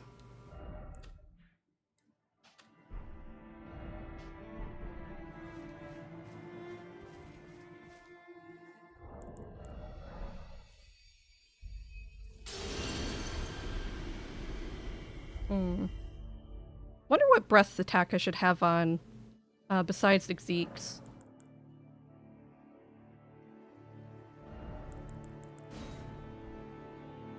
Because I have fire and I have magic. I don't know. I technically increase my fire damage with Flame Grant Me Strength and then the Fire Cracked tier, so that'd probably be better. I just had magic just because to have like a bit of variety, but I don't know. I don't know if it'll be worth it. Maybe I should go with fire. For what boss? Oh, just in general. As a general thing to keep on. I was keeping Glintstone Breath, but I think I might switch back to fire. Hey Virgil, how'd you do? How you doing? You escaped the void for now? Where was the void? Was it work? Think fire's better? Yeah, especially with my setup. I think with my setup it'll be more efficient. Who needs sorcery?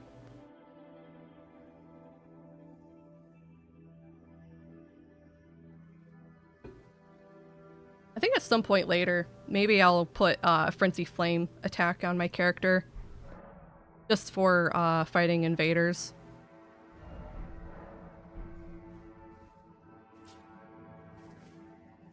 Just where I go when I lurk. Oh, I see. Well, I appreciate you lurking. Hope you've been doing well. Happy Monday. For my dragon build, I keep Maw, Claw, Rail Roar, Tail, and a Geel Flame. Yeah, those are good. I'll have to get Roar. I think, why don't I have Roar yet? Did I need more hearts?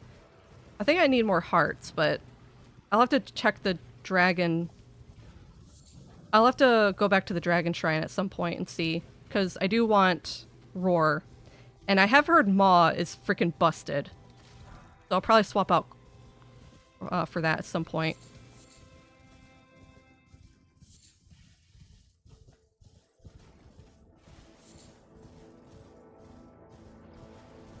Tired right now, but happy because I don't have class today. Oh, heck yeah! That's good. Happy no class. Sit down, relax, have a bit of a good time.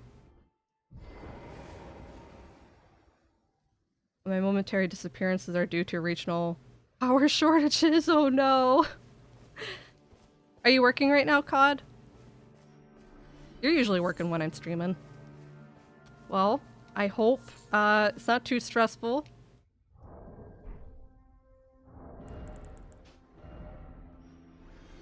What are Omen typically even weak to? I always forget. What is the best thing to fight Omen with?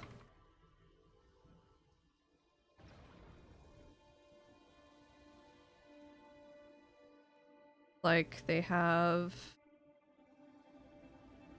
Oh. Flash?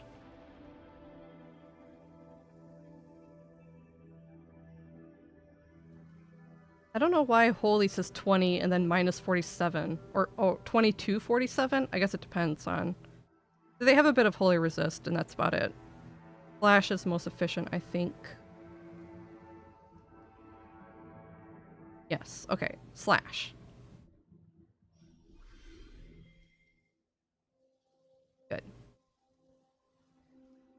So just don't use Holy. Don't use Holy, use Slash. Easy. Well, stream on background helps it's less stressful. Good. I'm glad lurking while you're working is a little bit less stressful. Happy to be of assistance. Put blood grease on you. I wonder if rock grease is ever worth it. It could be. I want to have like a setup of certain greases for convenience.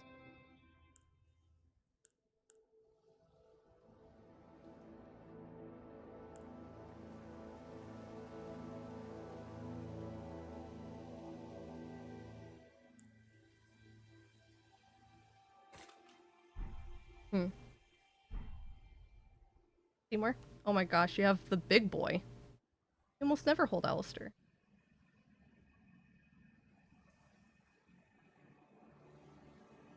Oh yeah. You know how you can pick up cats and elongate them? Make them like a noodle? Can't do that with Alistair. He's too thick. You're a big boy.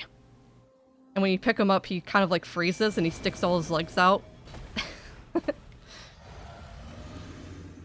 He don't get picked up very much. Oh.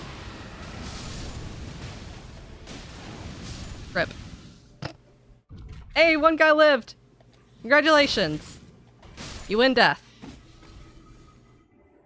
Oh, that was easy.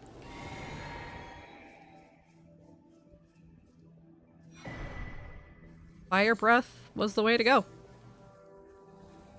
Alright, let's do Draconic Tree Sentinel, eh? Let's do it. Let's see. Draconic Tree Sentinel. Isn't he weak to lightning, surprisingly?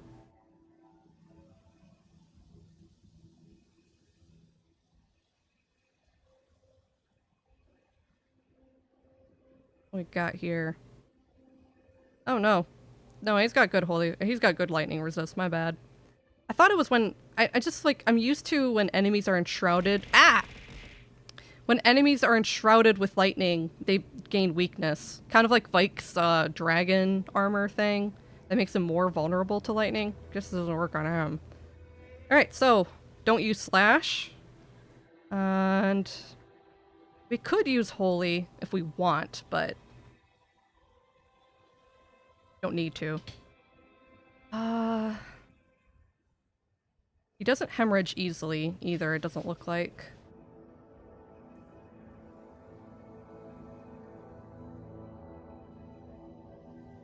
Air resistances. Yeah, hemorrhage is a little high. Vulnerable to rot and vulnerable to rotting. And sleep.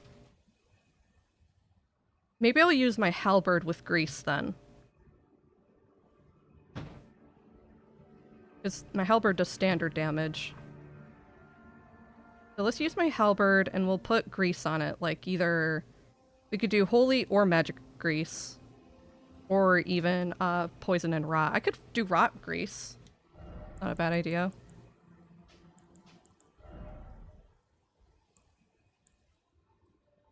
I have tons of magic grease.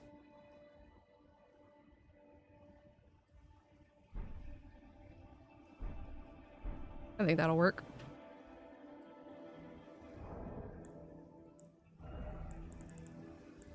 Yeah, thankfully I have like my computer so I can kind of Google stuff at least kind of easily. Still a little tough, but...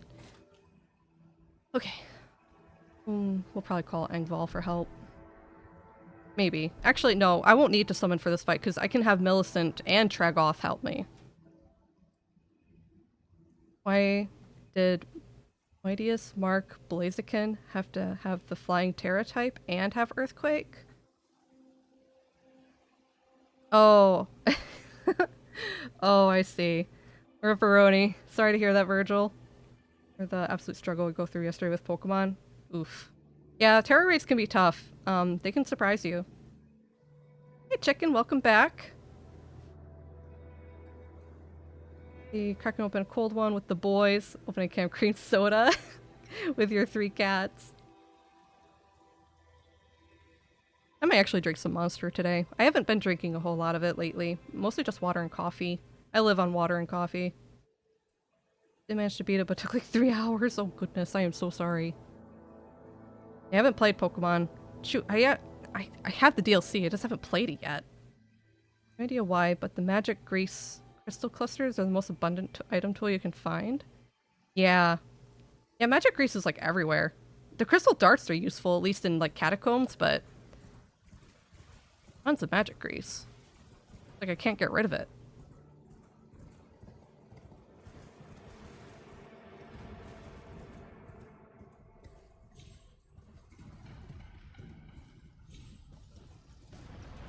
Woo!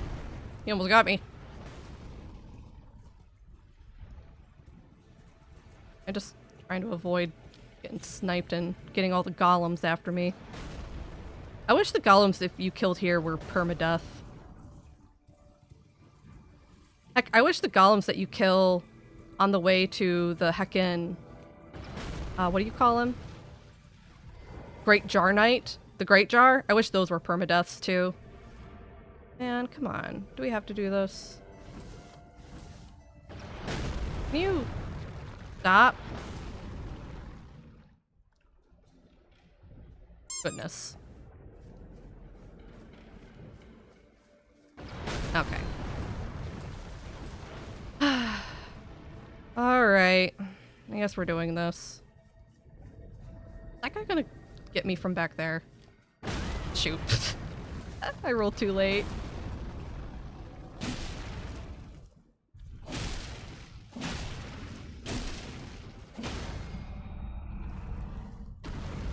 Alright, that's good at least. Oh my gosh, maybe it can get me. Oh no, I can't get the crit! No! Oh, you heckin' jerk! Ow. Hate you.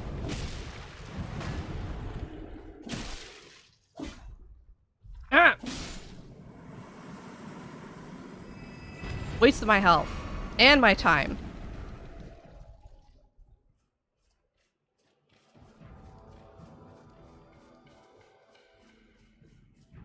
Monster is poison. All energy drinks are poison. I know.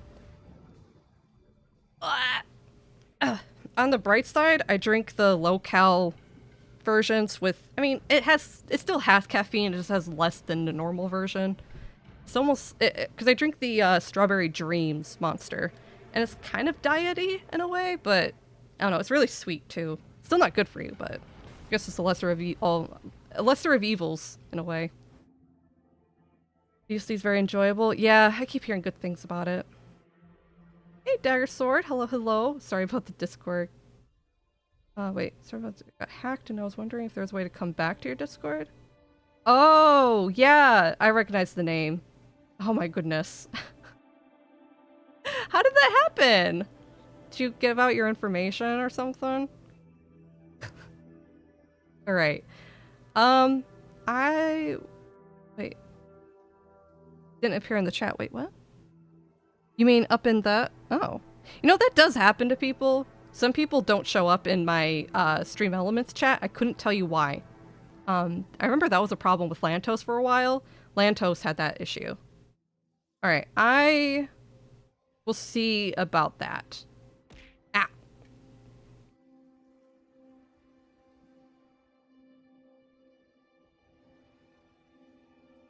Yeah, because I knew whoever it was that got hacked had been a member of the Discord for a while.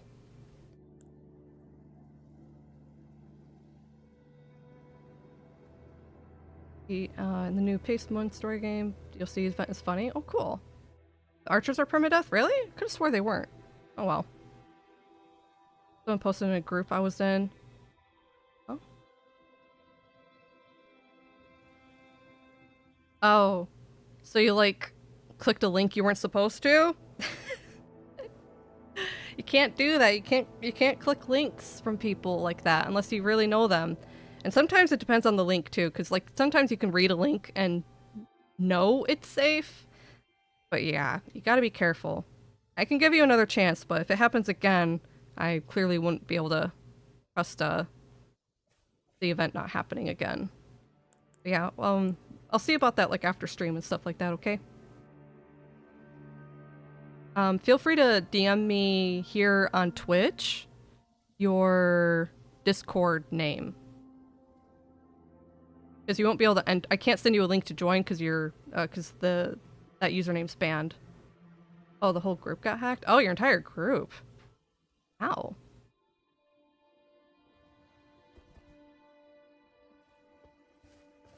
Alright, so here they are.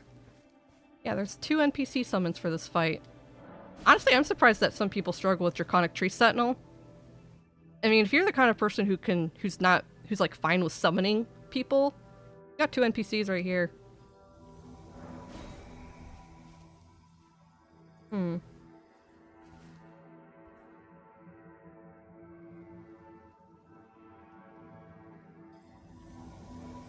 Oh, got you both in.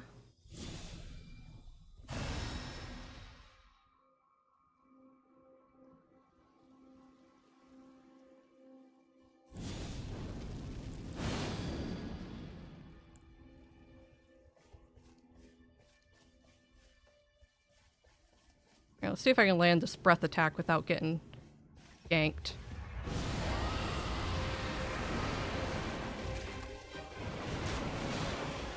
Nice. Still not rotting though. A lot better, bigger rot resist than I thought, huh?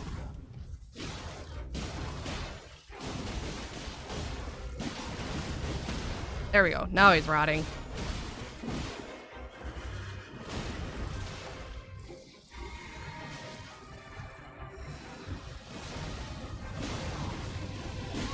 Oops, that still got me.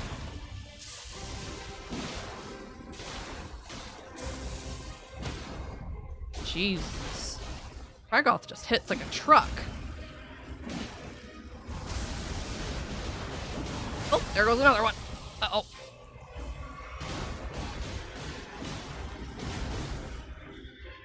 Oh, shoot. Too late.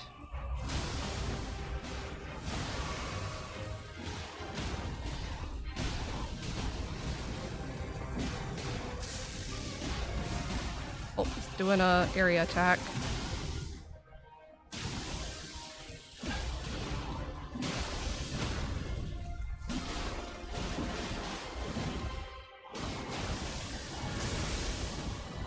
Heckin' slapped.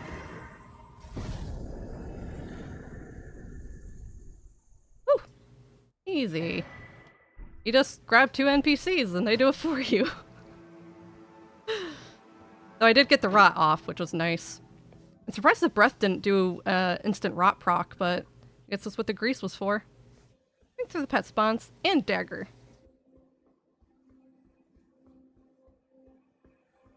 Alright, thanks for sending me the message. I'll see about that afterward. Just be careful, okay? Internet safety and all that.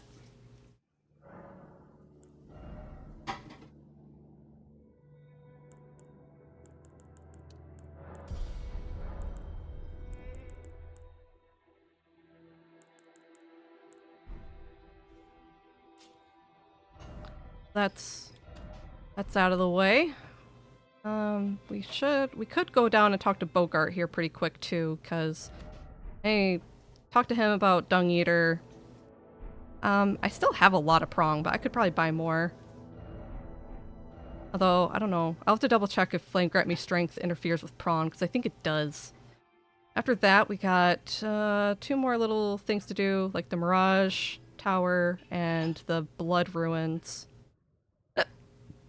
We got Lansax, and then like 2 more dungeons. Yeah, we're almost done with Altus Plateau. Thank goodness.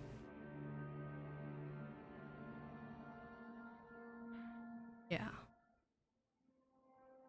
So instead of running down to Bogart from here, we could probably start at this dungeon, and then we'll loop around, because I'm pretty sure there's a spirit spring there. We'll head to the Ariza side tomb.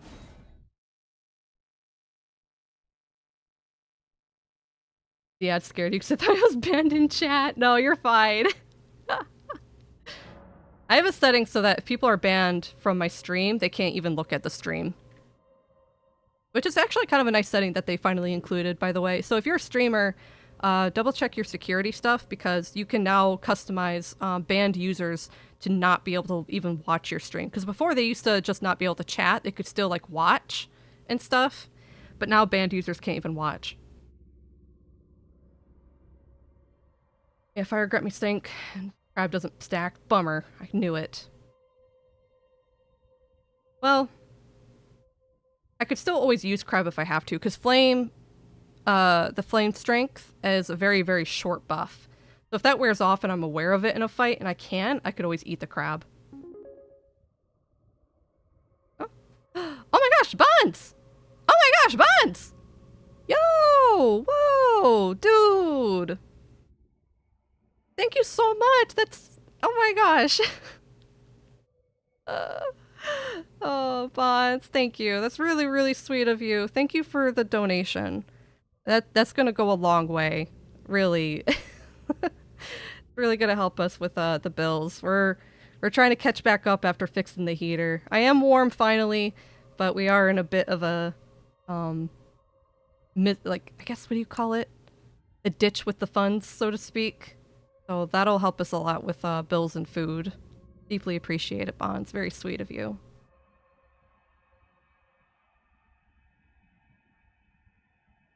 I don't know why you'd want to watch someone who banned you. I don't know. People hate watch. Maybe they hate watch because they want to see if you talk crap about them after the ban or something like that. Or who knows. I don't get people. Yeah, pat the bonds. Pat the bonds. Very, very sweet. Helps so much. I mean, on a regular basis? I don't know. You'd be surprised. Some folks are odd. I'm not a cold-hearted person, plus she's important to me because she makes my day better. Yeah! Oh. I'm glad I can be here to make people happy, pass a little bit of time, a little bit of positivity and all that stuff. I try to be positive. The angie leaks through sometimes, but I at least try to make the angie fun, if that makes sense. But yeah, I like being here and hanging out and providing entertainment for folks. If you're banned by a streamer you genuinely love, that's heartbreaking, but then it raises the question, what happened? Yeah, it really depends. Like, I've never banned anyone without genuine reason to. It's usually because they're outright causing a ruckus or something like that, or they're just being mean. And usually I give a heads up. Like, I'll give someone a friendly warning and stuff like that. I don't do it just without reason or without spoken reason, if that makes sense. Oh, I know this dungeon. Shoot, this one's gonna take a while.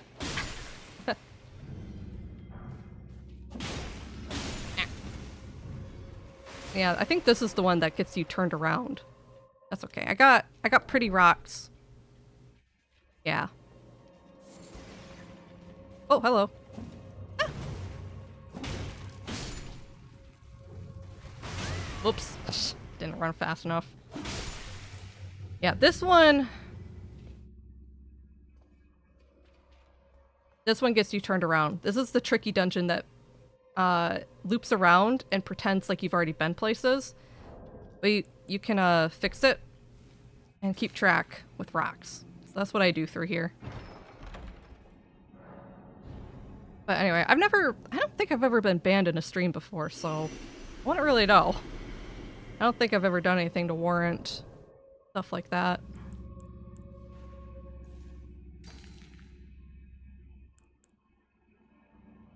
What was I gonna do? Oh, right. Vitality. Plus there are people who are just... Some people are just mean. They're just looking for a fight.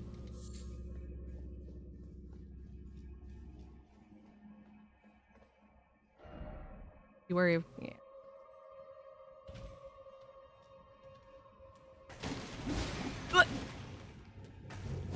I remember one of the tricks to this dungeon for keeping track of which lair you're in, if you're in the fake lair or the original lair, is the heads of the imps.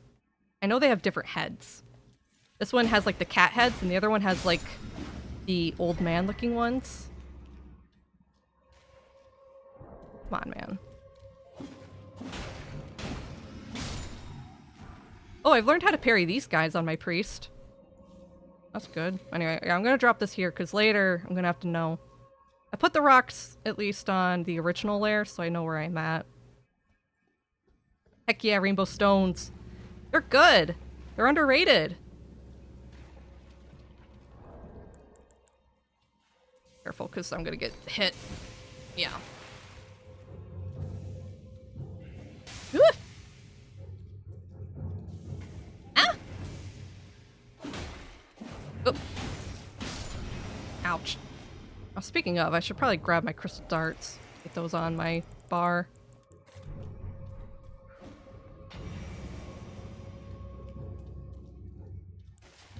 Oh, you dropped down? I think you have a buddy up there, don't you? Yeah, this one has a different head, so that goes somewhere else. That top layer brings you somewhere confusing, I think. I don't know. I'm gonna put a stone here. And we got a chest there. I think this is a hidden wall, right? Yeah. I'm gonna use a shackle. Just to make sure that I don't miss any more later. Alright, I think this is the one that's the actual direction you're supposed to go. Like, this progresses the dungeon. So, I'm gonna go through this chest first. Oh, hello. That was dumb. Whoops. Goodness. Alright, stone here, so we know where we've been. Honestly, if you're the kind of person who gets lost easily in games, trust me, rainbow stones are the way to go. They will save you so much grief.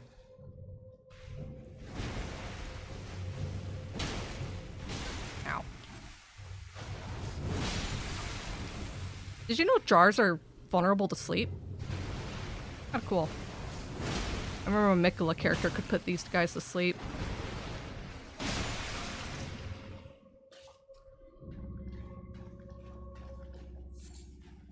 Yeah, I think that chest is the only way into this room, because there's no lever for this door. Hey, perfumer cookbook. So yeah, that's why I wanted to go in this chest first, because it gets you in this little hidden room. I'm gonna put a stone here so I know when I look into this room, I'll know that I've already been in here.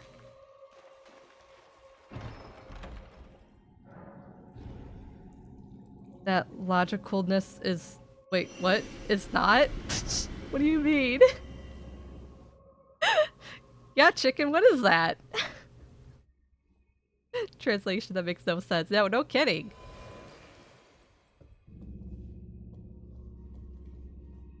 Alright, now we'll go this direction. Just those jars in here, yeah? Yeah, the cool thing about rainbow stones is that they don't fade away. They stay, I believe, until you rest at grace. And my first playthrough of this game, I used rainbow stones like obsessively. Just to be like 100% sure that like certain falls were safe. Or that I wasn't gonna get lost. But anyway, so we went through here and we're up on this balcony where that imp was standing. But as you can see when I look down, there's no rainbow stones. Meaning that is not actually where I was. It's just pretending to be where I was. It's a fake out. That kind of towards the edge.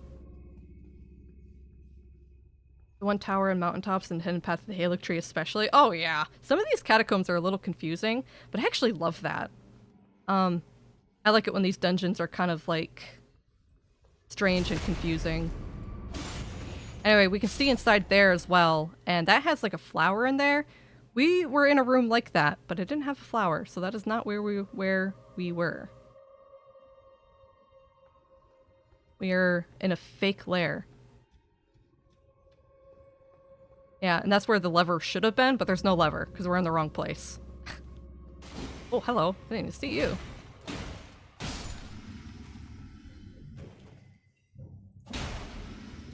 And these imps have old man faces instead of cats.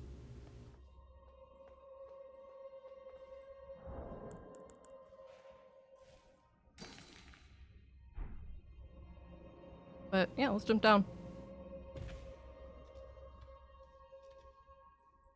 I remember in one of the dungeons where it's trying to fake you out and trick you to where you've been. They even put like dead jar corpses around to make you feel like you killed those jars or something like that. I don't know. They put like fake corpses even. Really cool. I feel like these catacombs are a lot like the old Bloodborne. They're a lot like the old Bloodborne dungeons, but just kind of better.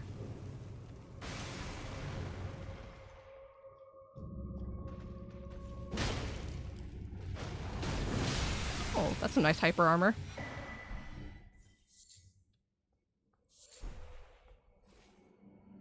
Nice.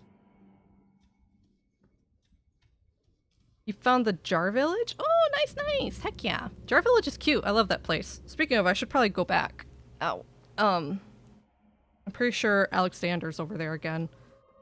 And I should talk to Jar Baron and all that stuff. You gotta stop back. You have to go back once in a while and talk to the little guy. to progress the quest line.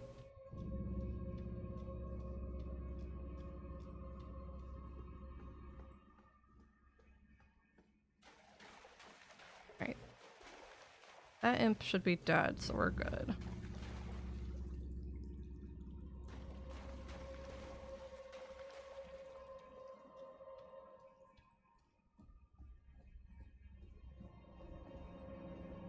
Alrighty, which one should I go in first? This one? I guess we go in this one first, right? Here, by the way, seek ladder. Is this done? Here and then ladder ahead. This might be the way to get to the lever. I don't want to get to the lever yet, unless that's the chest that takes you home.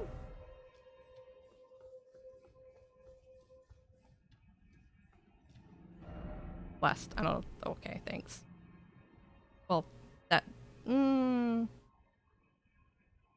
Sure. Go do the other one first. Kind of the impression I'm getting from the messages.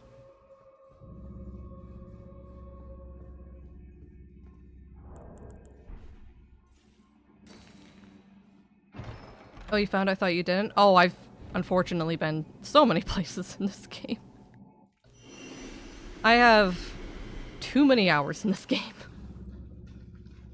Alright, now we're on this side. Jar Village was pretty hidden back then, though. I remember in my first playthrough, it took me a while to even hear about it. Like, I saw it on the map, and I couldn't figure out how to get there for the longest time. Definitely very hidden. Alright. Good. Good stuff.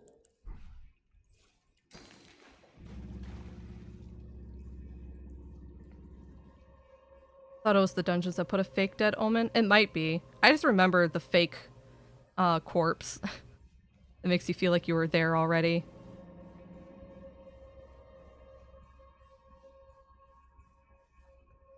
Now I just run across invisible platforms without a care in the world. Oh yeah, the Path of the Halix Tree one. I kind of have that one remembered. Yeah, this is yeah, the lever.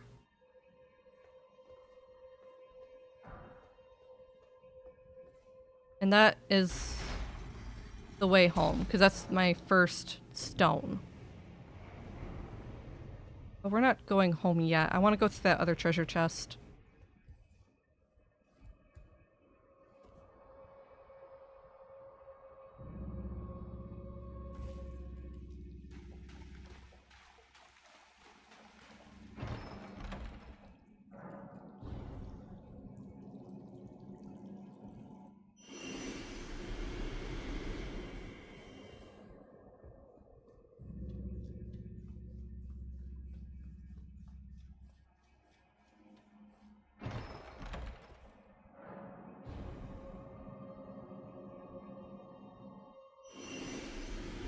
Alright, where are we at now? Okay, so this is overlooking my original location. Gotcha. And you were the guy throwing the electric pots at me. Okay.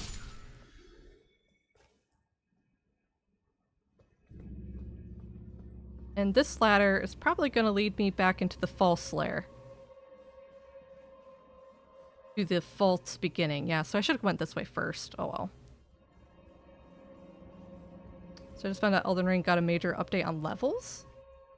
Max level is now 713. Was it updated again? I can't remember. I'm pretty sure I did update my game today, didn't I? They come out with another little patch? Ow. Oh. What? I don't know. Really.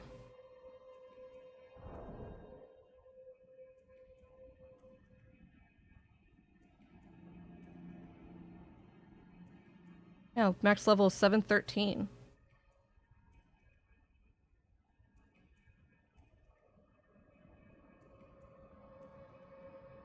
Well, it looks like it's been like that for a while, though. That's from like a year ago.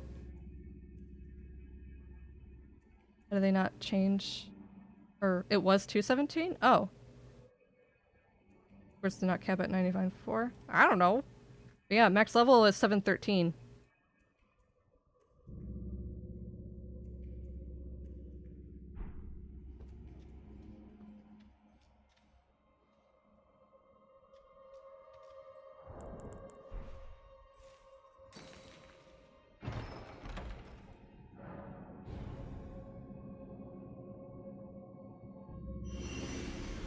My brain the poodle? I mean, I don't know. I just googled it real quick and yeah, that's it.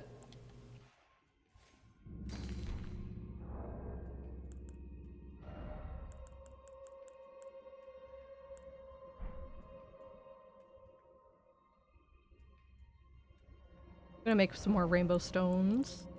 Getting low.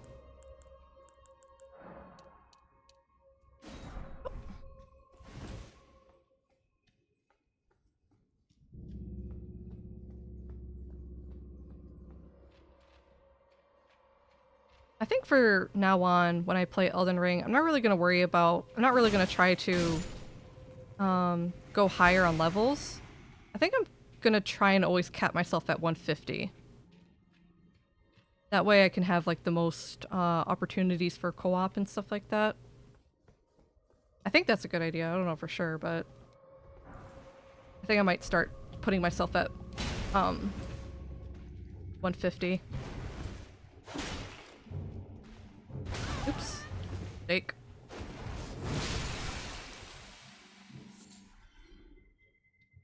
Yeah, we got tons of ritual pots. Like the pot dungeon. Now the question is, do I jump out of this window? Okay, so that's my markup on the top, so that means that's false lair down there. If I go through false lair and take the correct treasure chest, I should be good.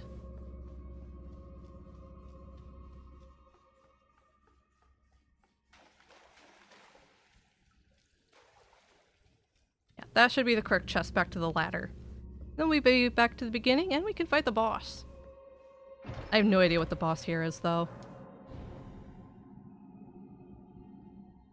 I think I know why they did that, because the DLC coming out next month. Oh yeah. Oh, I don't know if it's coming out next month. I'm not expecting it to come out next month despite the leaks. I think we're just gonna get news. I'm trying to kind of keep myself like mildly optimistic but not really expect too much. If you lower your expectations, it's hard to be disappointed, you know?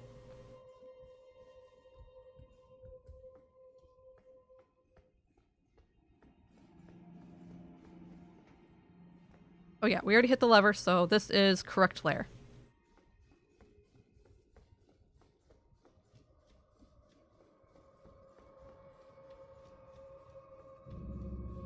Oh yeah, we're getting out of here.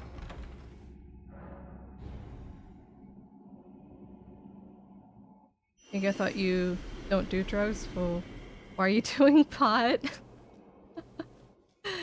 Hey, Elden Ring pot is the best kind. You throw it and it comes right back to you, like an old lover. I have never once done the pot. I am a coward.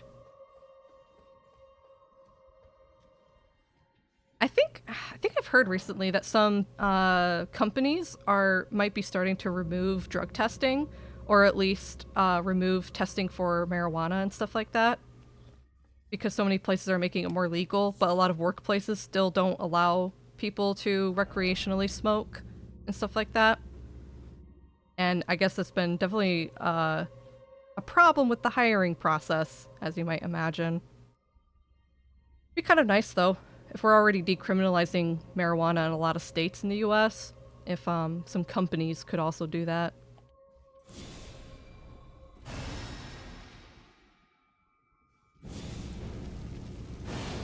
Alright, let's see what we're dealing with. Oh, one of you. I could probably duel you. Oh, you got tons of pots with you. Uh-oh.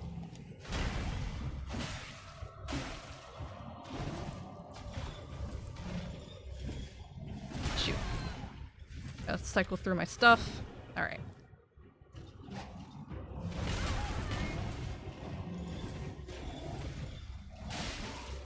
Too early. Shoot.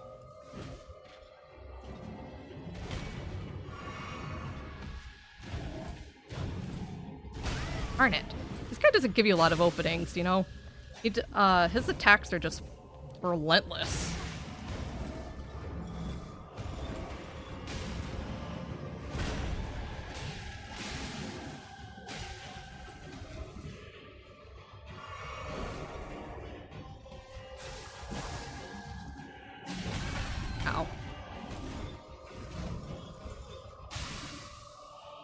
There we go. Starting to think that maybe I should put Poison Mist on my left-hand sword, because I have Poison Mothlight on there right now, just in case I proc poison. But even despite hitting him pretty consistently with my left-hand sword as well, he never got poisoned.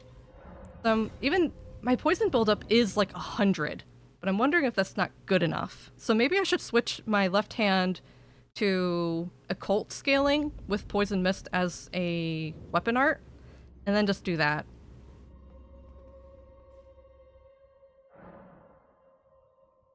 It might be a bit more efficient at this point.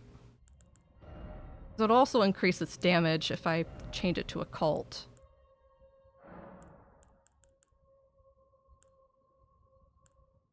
Yeah, it just gets stronger if I put it to Occult. A lot stronger! Oh my god! That's a huge damage boost. Yeah, I don't think the passive poison buildup isn't helping me right now. So we'll do that with the Mist. So we can proc poison reliably. And honestly, I don't think Poison Mothlight is going to be helpful to me right now. Not with how much it's not proccing. Yeah, there we go. Tons more damage with you. And I'm going to leave bleed on the Shamshir. Because that's like the best thing it's got going. If I change it to Occult, I lose my blood. I lose my blood buildup. And I won't be able to add bleed to it if I make it Occult, so we'll keep it as such.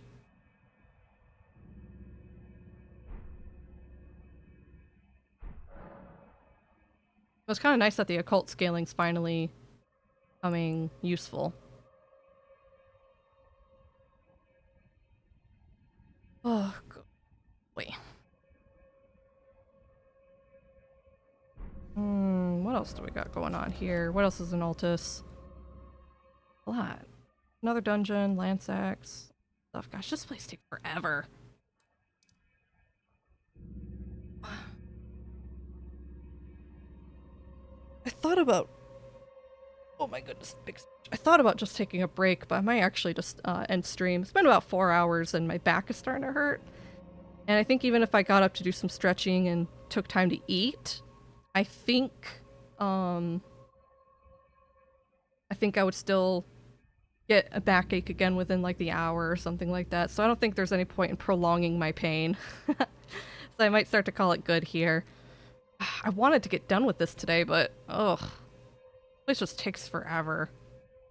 But we're almost done with Altus Plateau. I'm going to be streaming again tomorrow, probably starting around the same time. I don't start at 10 a.m. anymore. I was never consistent with that. So expect me to start streams anytime between 11 a.m. Eastern time or 12 Eastern. So that's about where I'm aiming from now on. Usually I'm trying for 11. But yeah, y'all will know when I go live if you have your notifs turned on or if you're on the Discord. I'll get to you, Dagger, about the Discord thing when I can. I might not get it immediately, but I promise I will contact you back about it. So I think we're going to call that good. Thank you so much to Bonds for your very generous donation. That's going to go a long way with helping us keep up with our bills. Hellgirl's been having interviews. She should be getting a job soon. We did get one unemployment check so far, so we're keeping our head above the water. But all the help that you've been giving, or everybody has been giving, has been deeply appreciated. And I'll drop my coffee here again anyway.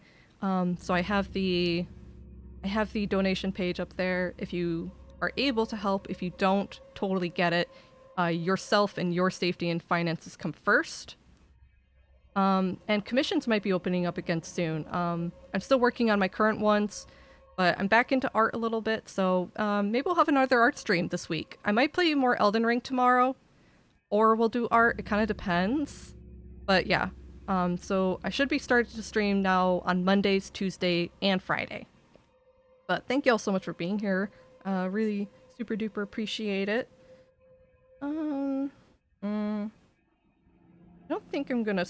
I don't know if I'm gonna raid out today, because I'm gonna get off my computer and away for a while, take a rest, and then get back into art. Gonna be doing some arts. Lethal V? Oh my gosh, Lethal? Pink? Can't believe you. But yeah, let's see. prefer to do Ash of War that cost statuses but have the physical affinity. Yeah. She's old dragon with back problems. It's true. I'm getting old. I am. This year's gonna be my big 3-0.